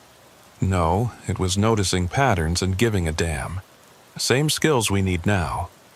She gestured toward the diner. "Come on, there are people you need to meet." Inside, the diner had been transformed into a command center. Maps covered the walls, marked with red pins and string connecting various points. Radio equipment was set up on several tables, and there were people, truckers mostly, but also a few I recognized as mechanics, gas station owners, even a couple of highway patrol officers in civilian clothes. "Everyone, this is Leander Frost," Angela announced. The stranger chose him to coordinate the assault on the mobile node. A man stepped forward, older, military bearing despite his trucker's clothes. "Tom Bridgewater," he said. "Former Army Rangers, now I haul produce. You sure about the location Holloway gave you?" He seemed certain, said he'd seen it happen in multiple timelines. "Multiple timelines," Tom shook his head. "A year ago, I'd have called that crazy talk. Now, after what I've seen, I believe it." "What have you seen?" I asked. "Show him the photos," Angela said. Tom pulled out a folder, spreading photographs across the nearest table. They were grainy, taken from a distance, but clear enough. The things from the rest stop. The ones with wrong proportions. Vehicles covered in those organic cables. And in one photo, something that made my blood run cold. A truck that looked normal except for the shadows it cast. Multiple shadows, falling in different directions, as if it existed in several dimensions at once. "That's the mobile node," Tom said. "We've been tracking it for months. Never stays in one place long, never takes the same route twice. But if Holloway's right about the convergence point, we can intercept it," Angela finished. "But it won't be easy. These things, they're not just physically dangerous. They get in your head.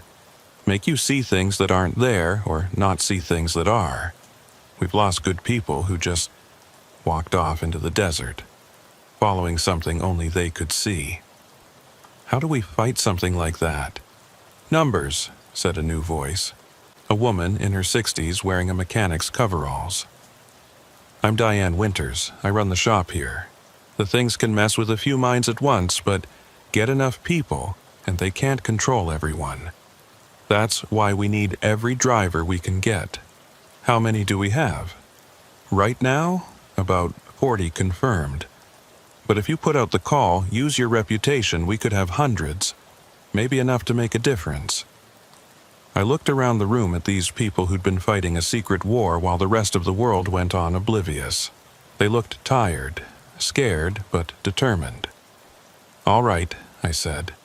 Let's start making calls. We've got 68 hours to build an army. The next 2 days were a blur of activity.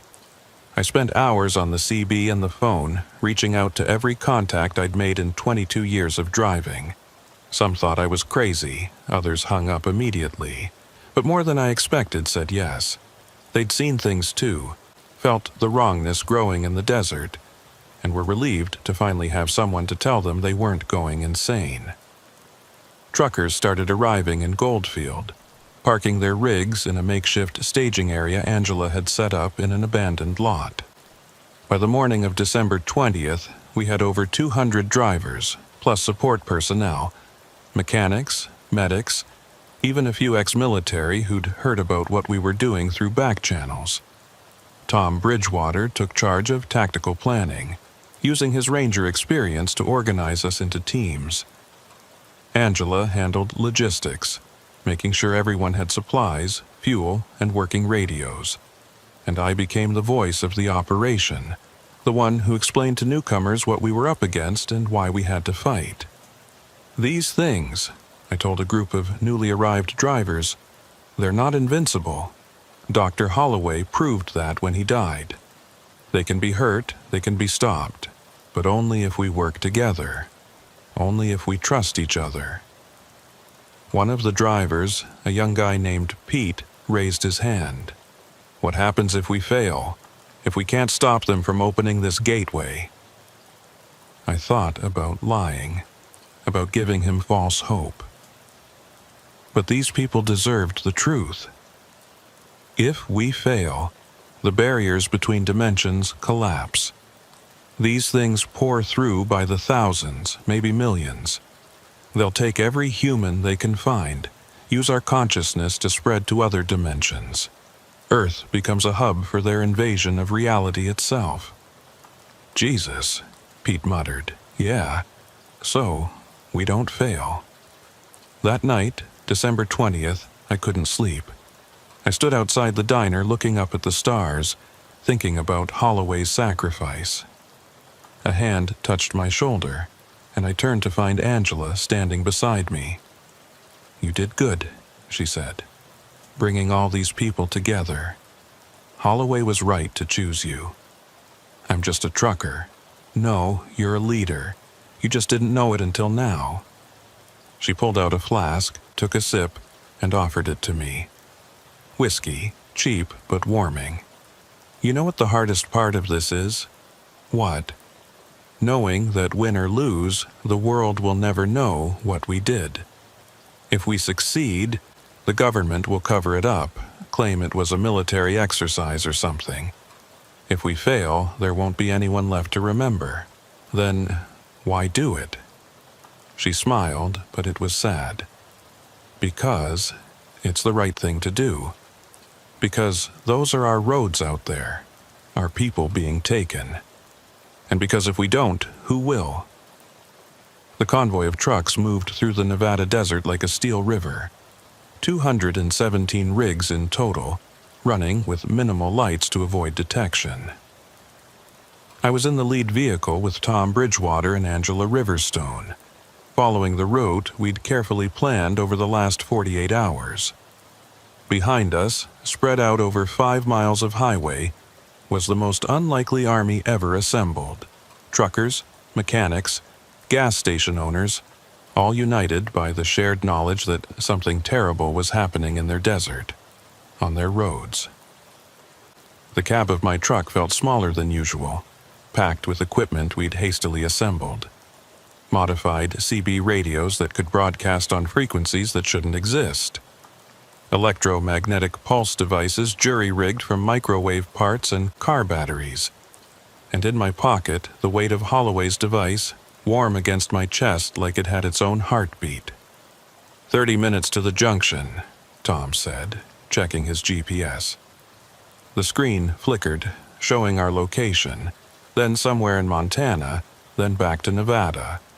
The closer we got to the junction, the less reliable our instruments became. Teams are in position, Angela confirmed on the radio, her voice crackling through static that sounded almost like whispers. Team Alpha is approaching from the north, Beta from the east, Gamma's hanging back as reserve. Everyone's maintaining radio silence except for emergencies. I gripped the steering wheel tighter, feeling the familiar vibration of the engine through my hands.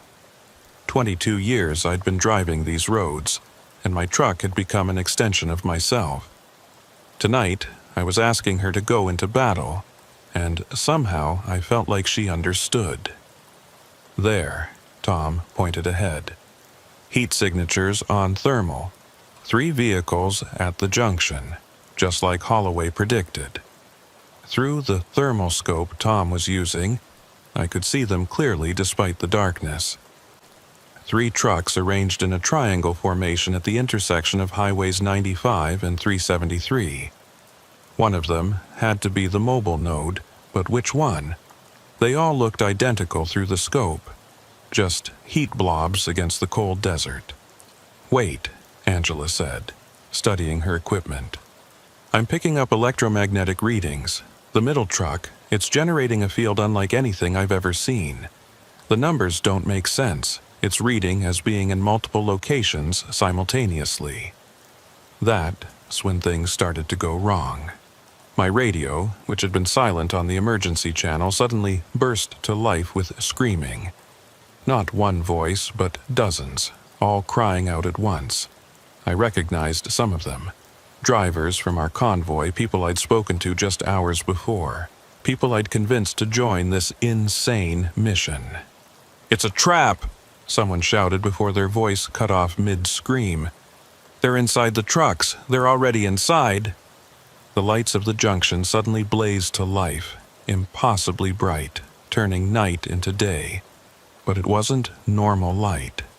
It bent wrong, casting shadows that fell upward, creating patches of darkness where there should have been illumination.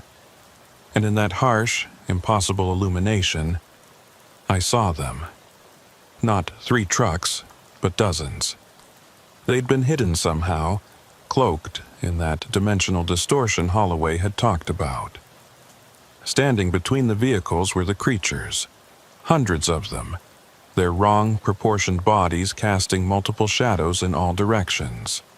Some still wore the remnants of human clothing, trucker caps, work boots, wedding rings fused into fingers that had too many joints. These had been people once, people like us. "Abort!" Tom shouted into the radio. "All teams abort! It's an ambush!" But it was too late. The trap was already sprung. The highway beneath us began to crack and buckle. Not from physical force, but from something else. Something that made the asphalt ripple like water. The yellow lines that marked the lanes started moving, writhing like snakes, forming symbols that hurt to look at. Several trucks in our convoy jackknifed, sliding off the road as reality itself seemed to bend around them. "Hold steady!" I shouted into the radio, fighting to keep my own truck under control. The steering wheel was fighting me, trying to turn on its own, drawn toward the cluster of vehicles at the junction like iron to a magnet. "Don't stop! Push through!"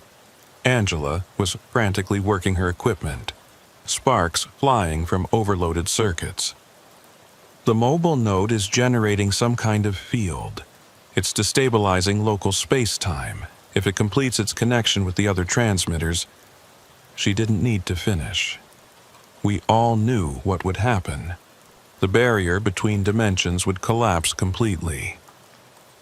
I made a decision that went against every instinct I had as a driver, every hour of training, every mile of experience. I yanked the wheel hard left, taking my truck off-road, heading straight for the cluster of vehicles at the junction. The desert floor was rough, full of rocks and sudden drops, but I didn't slow down. Behind me, I heard Tom shouting, but I couldn't make out the words over the roar of the engine and the impossible sounds coming from outside. Reality tearing like fabric, the screams of men being transformed, the static whisper voices of the creatures. The speedometer climbed past safe limits. 60, 70, 80 miles per hour over terrain that should have destroyed my suspension. But the truck held together, whether through luck or something else. Maybe she knew this was our only shot. The creatures moved to intercept, flowing across the desert with that horrible liquid grace. One of them leaped onto my hood, its face pressing against the windshield. This close, I could see it had once been human.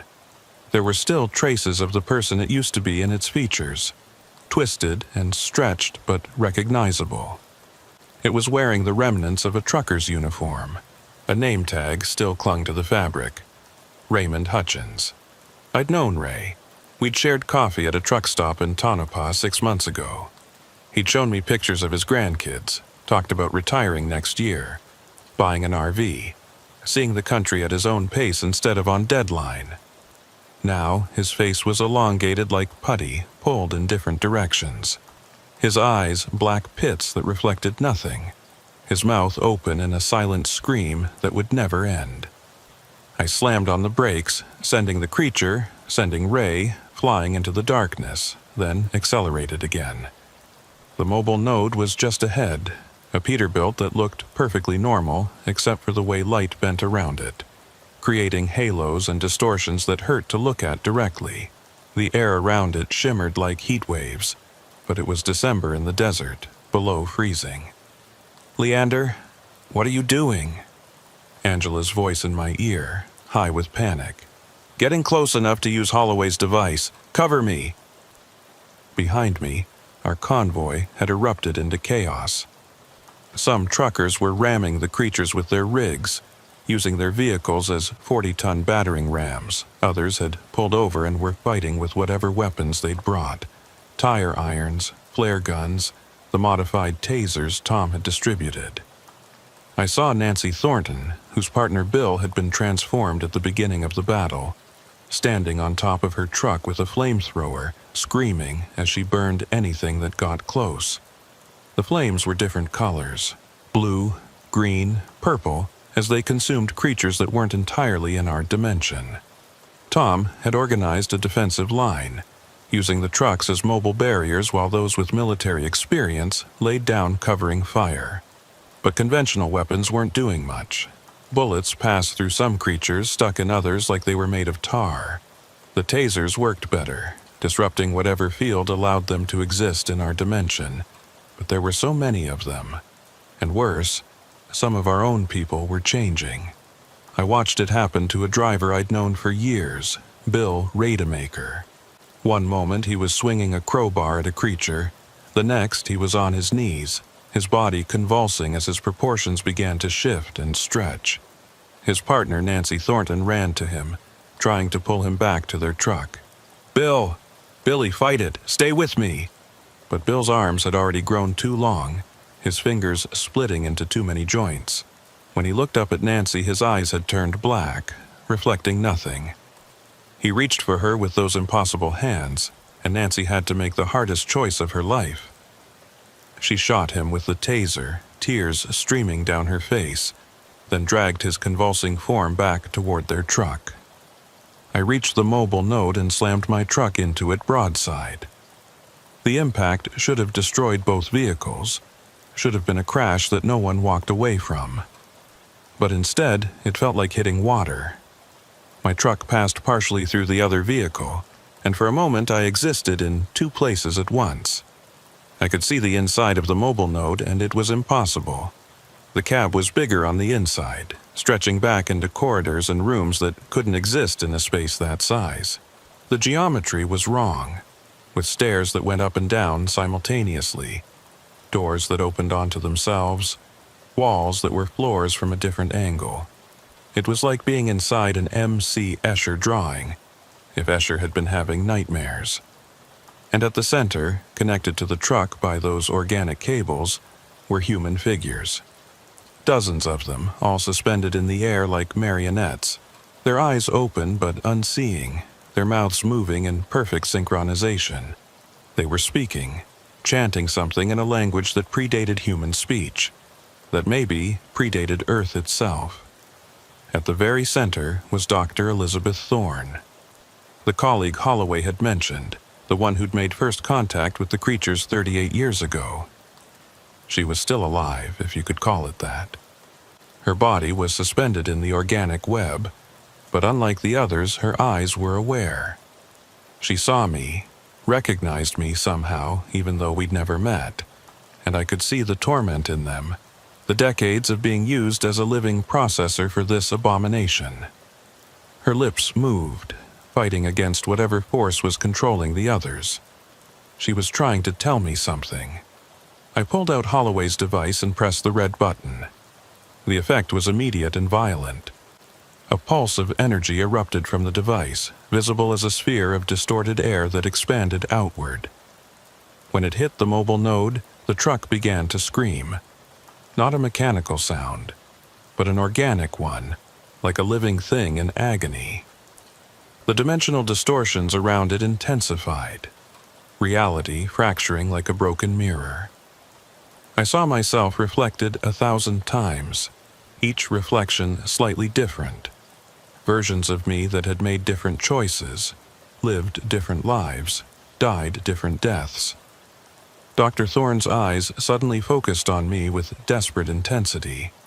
Her mouth formed words, fighting against whatever force was controlling the others. The core. Destroy the core. Bottom level. Structural support. Hurry. They're coming from inside. I grabbed the fire axe from my truck's emergency kit. Every trucker carries one, hoping never to use it.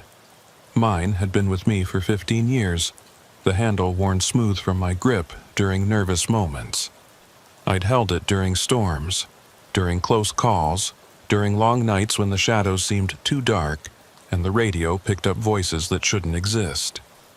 I climbed deeper into the impossible interior of the mobile node, the axe heavy in my hands. The creatures outside were converging on my position, but some of our drivers had formed a protective circle, ramming any creature that got too close. I could hear engines revving, metal crushing against metal, the shouts of truckers who decided that if they were going down, they were going down fighting. "For the road!" someone shouted, and others took up the cry. "For the road! For the road!" It became our battle cry, simple and perfect. We weren't fighting for abstract concepts like humanity or dimension. We were fighting for the road, our road, the highways we'd driven for decades. The interior of the mobile node fought against me. Corridors stretched when I tried to move through them, becoming miles long. Doors led back to themselves.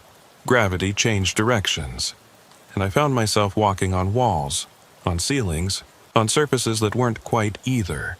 The organic walls pulsed around me, warm and wet, like being inside something alive. Faces pushed out from the walls.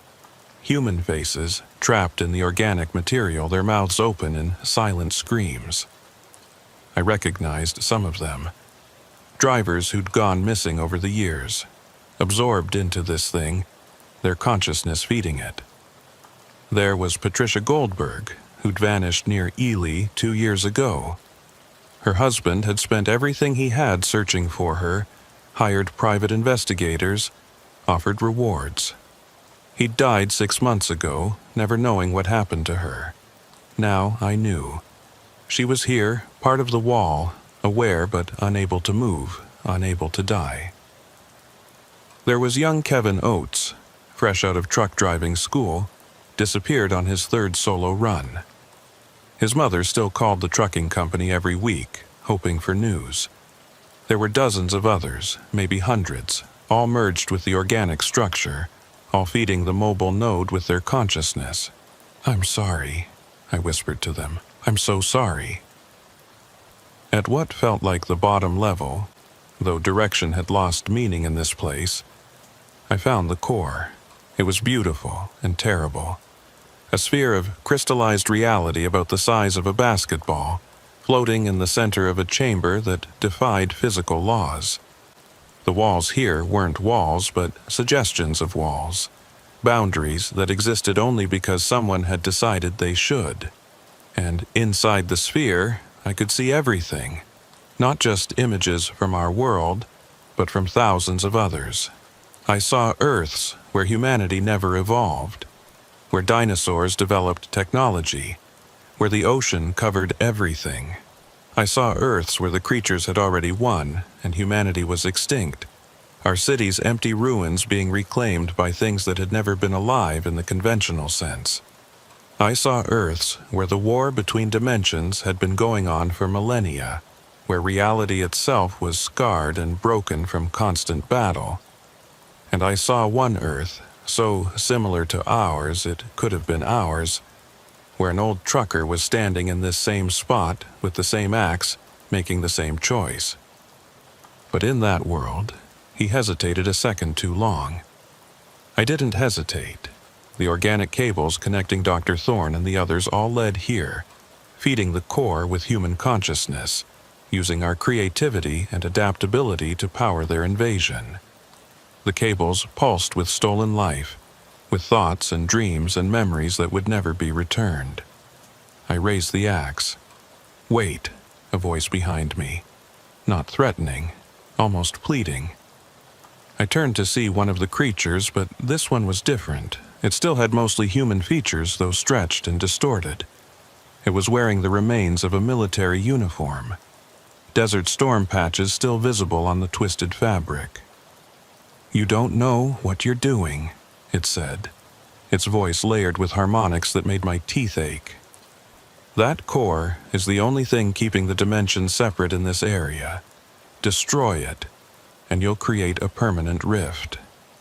Both our worlds will bleed into each other. Millions will die." "You're lying." "Am I? Ask yourself why Holloway really sent you here. He could see the future, couldn't he? He knew what would happen. He wanted this. He wanted the rift." For a moment I hesitated. What if the creature was right? What if Holloway had been playing a longer game than any of us realized? Then I heard it, screaming from above. Human screaming. Our people were dying while I stood here debating, and through the walls somehow I could hear Dr. Thorne's voice, weak but determined. "Do it. End this, please. Even death is better than this, please." "Holloway was trying to save us," I said to the creature, and even if he wasn't, even if this causes problems, at least they'll be our problems, human problems, not yours. You're making a mistake. Maybe, but it's my mistake to make. I swung the axe. The first blow cracked the sphere. Light poured out. Not regular light, but something that contained colors that didn't exist in our spectrum. Colors that had names and languages that would never be spoken. The creature lunged at me, but the second blow shattered the core completely. The explosion wasn't physical. It was existential. For a moment that lasted forever, and no time at all, I existed in all dimensions simultaneously. I saw every possible version of myself. Versions that had died as children. Versions that had never become truckers. Versions that had joined the creatures willingly. Versions that had saved the world. Versions that had ended it. I saw my daughter Jessica in 1,000 different futures. Sometimes surviving, sometimes not. Sometimes becoming something beyond human. Sometimes remaining beautifully, perfectly ordinary. I saw my wife Margaret, not dead, but transformed. existing in a dimension where death was just another state of being, where she waited for me with patience that transcended time. I saw Holloway, not dead, but displaced, scattered across time like light through a prism, still fighting, still planning, still sending messages through the quantum foam. I saw the creature's dimension and understood their desperation. Their reality was dying, had been dying for eons, consumed by entropy that moved faster there than here. They weren't invaders. They were refugees trying to escape a cosmic death sentence. And I saw something else, something coming from beyond both our dimensions, something that made the creatures seem like children afraid of the dark. The real threat, the thing Dr. Thorne had tried to warn about. Then reality snapped back like a rubber band, and I was flying through the air, expelled from the mobile node as it collapsed in on itself. The impossible geometry folded and refolded, dimensions colliding and separating, until finally, with a sound like the universe clearing its throat, the whole thing imploded. I hit the desert floor hard, sand filling my mouth, my ears ringing with the sound of dimensions tearing and reforming. My body felt wrong, like I'd been taken apart and put back together by someone who'd only seen a rough sketch of how humans were supposed to work. But I was alive. Where the mobile node had been, there was now a crater, perfectly circular. Its edges fused to glass that reflected too many colors. The air above it shimmered with residual energy, reality still trying to figure out what had just happened. But the creature had been wrong. There was no permanent rift. The explosion had cauterized reality, sealing the dimensional weak point permanently. The creatures couldn't use this junction anymore. Dr. Thorne and the other captives were free, their bodies scattered around the crater. Most were dead, their consciousness having been drained over years or decades, but Dr. Thorne was still breathing, barely. I crawled to her, my body protesting every movement. I cradled her head in my lap, and she looked up at me with eyes that had seen too much. "Thank you," she whispered, her voice paper-thin. She was aging rapidly, her body catching up to the 38 years it had been frozen in dimensional stasis. Her hair went from brown to gray to white in moments. "Tell Marcus, tell him he was right. The viewing machine. It wasn't our mistake. It was our salvation. We gave humanity the knowledge to fight back. Dr. Holloway is dead," I told her gently, though, after what I'd seen in the explosion, I wasn't sure that was entirely true. She smiled, and for a moment her eyes were young again. "No, he's just displaced. Time isn't what we think it is. Linear progression is an illusion our minds create to make sense of chaos. He's still out there, still fighting, just elsewhere. Elsewhen." Her hand gripped mine with surprising strength. "The children in Rachel. The town the creatures took, they're still alive, stored in a dimensional pocket. The coordinates are..." She whispered a series of numbers that burned themselves into my memory. Numbers that shouldn't have meant anything but somehow described a location outside normal space. "Save them, promise me." "I promise." "And Leander. What you saw when the core shattered. The thing that's coming. I saw it. Then you know. The creatures aren't our enemy. They're just the first wave of refugees. Something is consuming realities, moving through dimensions like a forest fire. We need to prepare. We need to unite. Human, creature, whatever else is out there. Because alone, we all fall." She died with a smile on her face, finally free after 38 years of torment. Around me, the battle was ending. Without the mobile node to anchor them, the creatures were retreating. The dimensional rifts were closing one by one, cutting off their reinforcements. Those trapped on our side collapsed, their bodies unable to maintain cohesion without the support of their home dimension. They dissolved like sugar in rain, leaving only wet spots on the desert floor that steamed in the cold night air.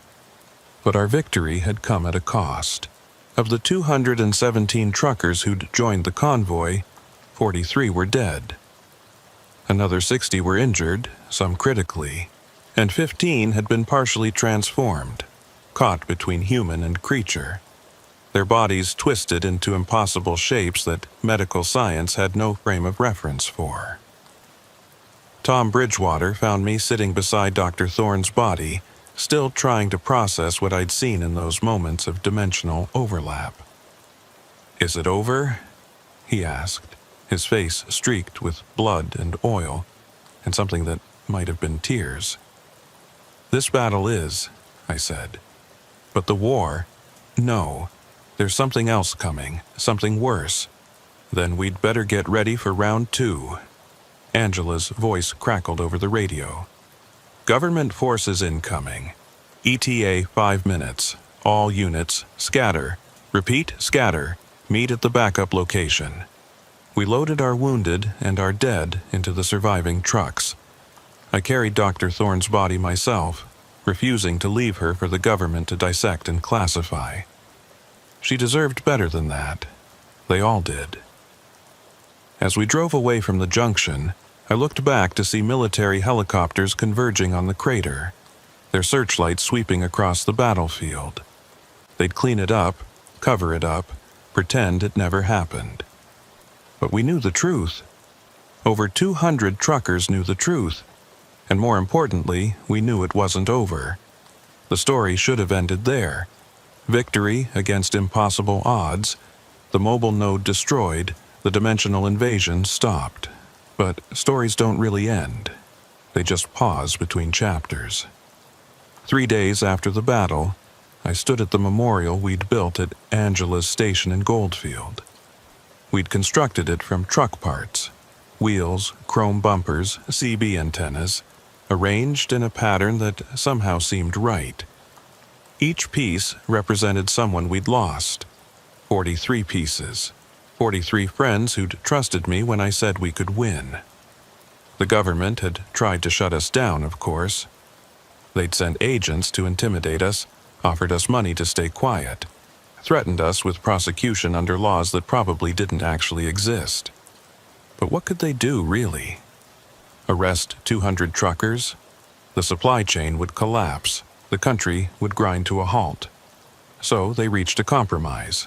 We'd keep quiet about the specifics, not go to the media, not post videos online. In exchange, they'd leave us alone to monitor the dimensional weak points, and they'd provide resources, weapons, equipment, medical support for future incidents. Future incidents. Angela had laughed bitterly when they'd said that. Like it's just another hazard of the job, like dimensional invasions are going to be listed next to road conditions on our route reports. But she'd agreed. We all had. Because we knew this wasn't over. The coordinates Dr. Thorne had given me led to an abandoned military facility near Rachel. Using equipment borrowed from our government contacts, we opened a controlled portal to the dimensional pocket. Inside, we found them. 23 children, aged between 6 and 17, suspended in temporal stasis. They'd been taken over a period of years, stored like specimens in a collection. We got them all out. Every single one. The reunion with their families was bittersweet. Joy mixed with the horror of what had almost happened. The children had no memory of their captivity. Thought they'd only been gone for hours instead of years in some cases. The youngest, a girl named Lily, pulled me aside before her parents took her home. "I had dreams while I was asleep," she said, her voice smaller than it should have been. "Dreams about truck drivers fighting monsters in the desert. Dreams about you. Was that real?" "What do you think?" I asked. She thought about it, then nodded. "I think heroes don't always wear capes. Sometimes they drive 18-wheelers. Sometimes they do. Will you keep us safe? From the monsters?" I wanted to lie to her, to tell her there were no monsters.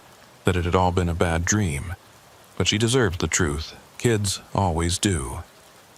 "I'll try," I said. "We all will." But even as I said it, I knew the truth. The creatures we'd fought were just the beginning. In those moments when the core shattered, when I'd existed across all dimensions, I'd seen what was coming. The Devourers, Dr. Thorne had called them with her dying breath. Entities that consumed realities like ours consumed food. They were following the trail the creatures had left, drawn by the dimensional disturbances like sharks to blood. And we were not ready.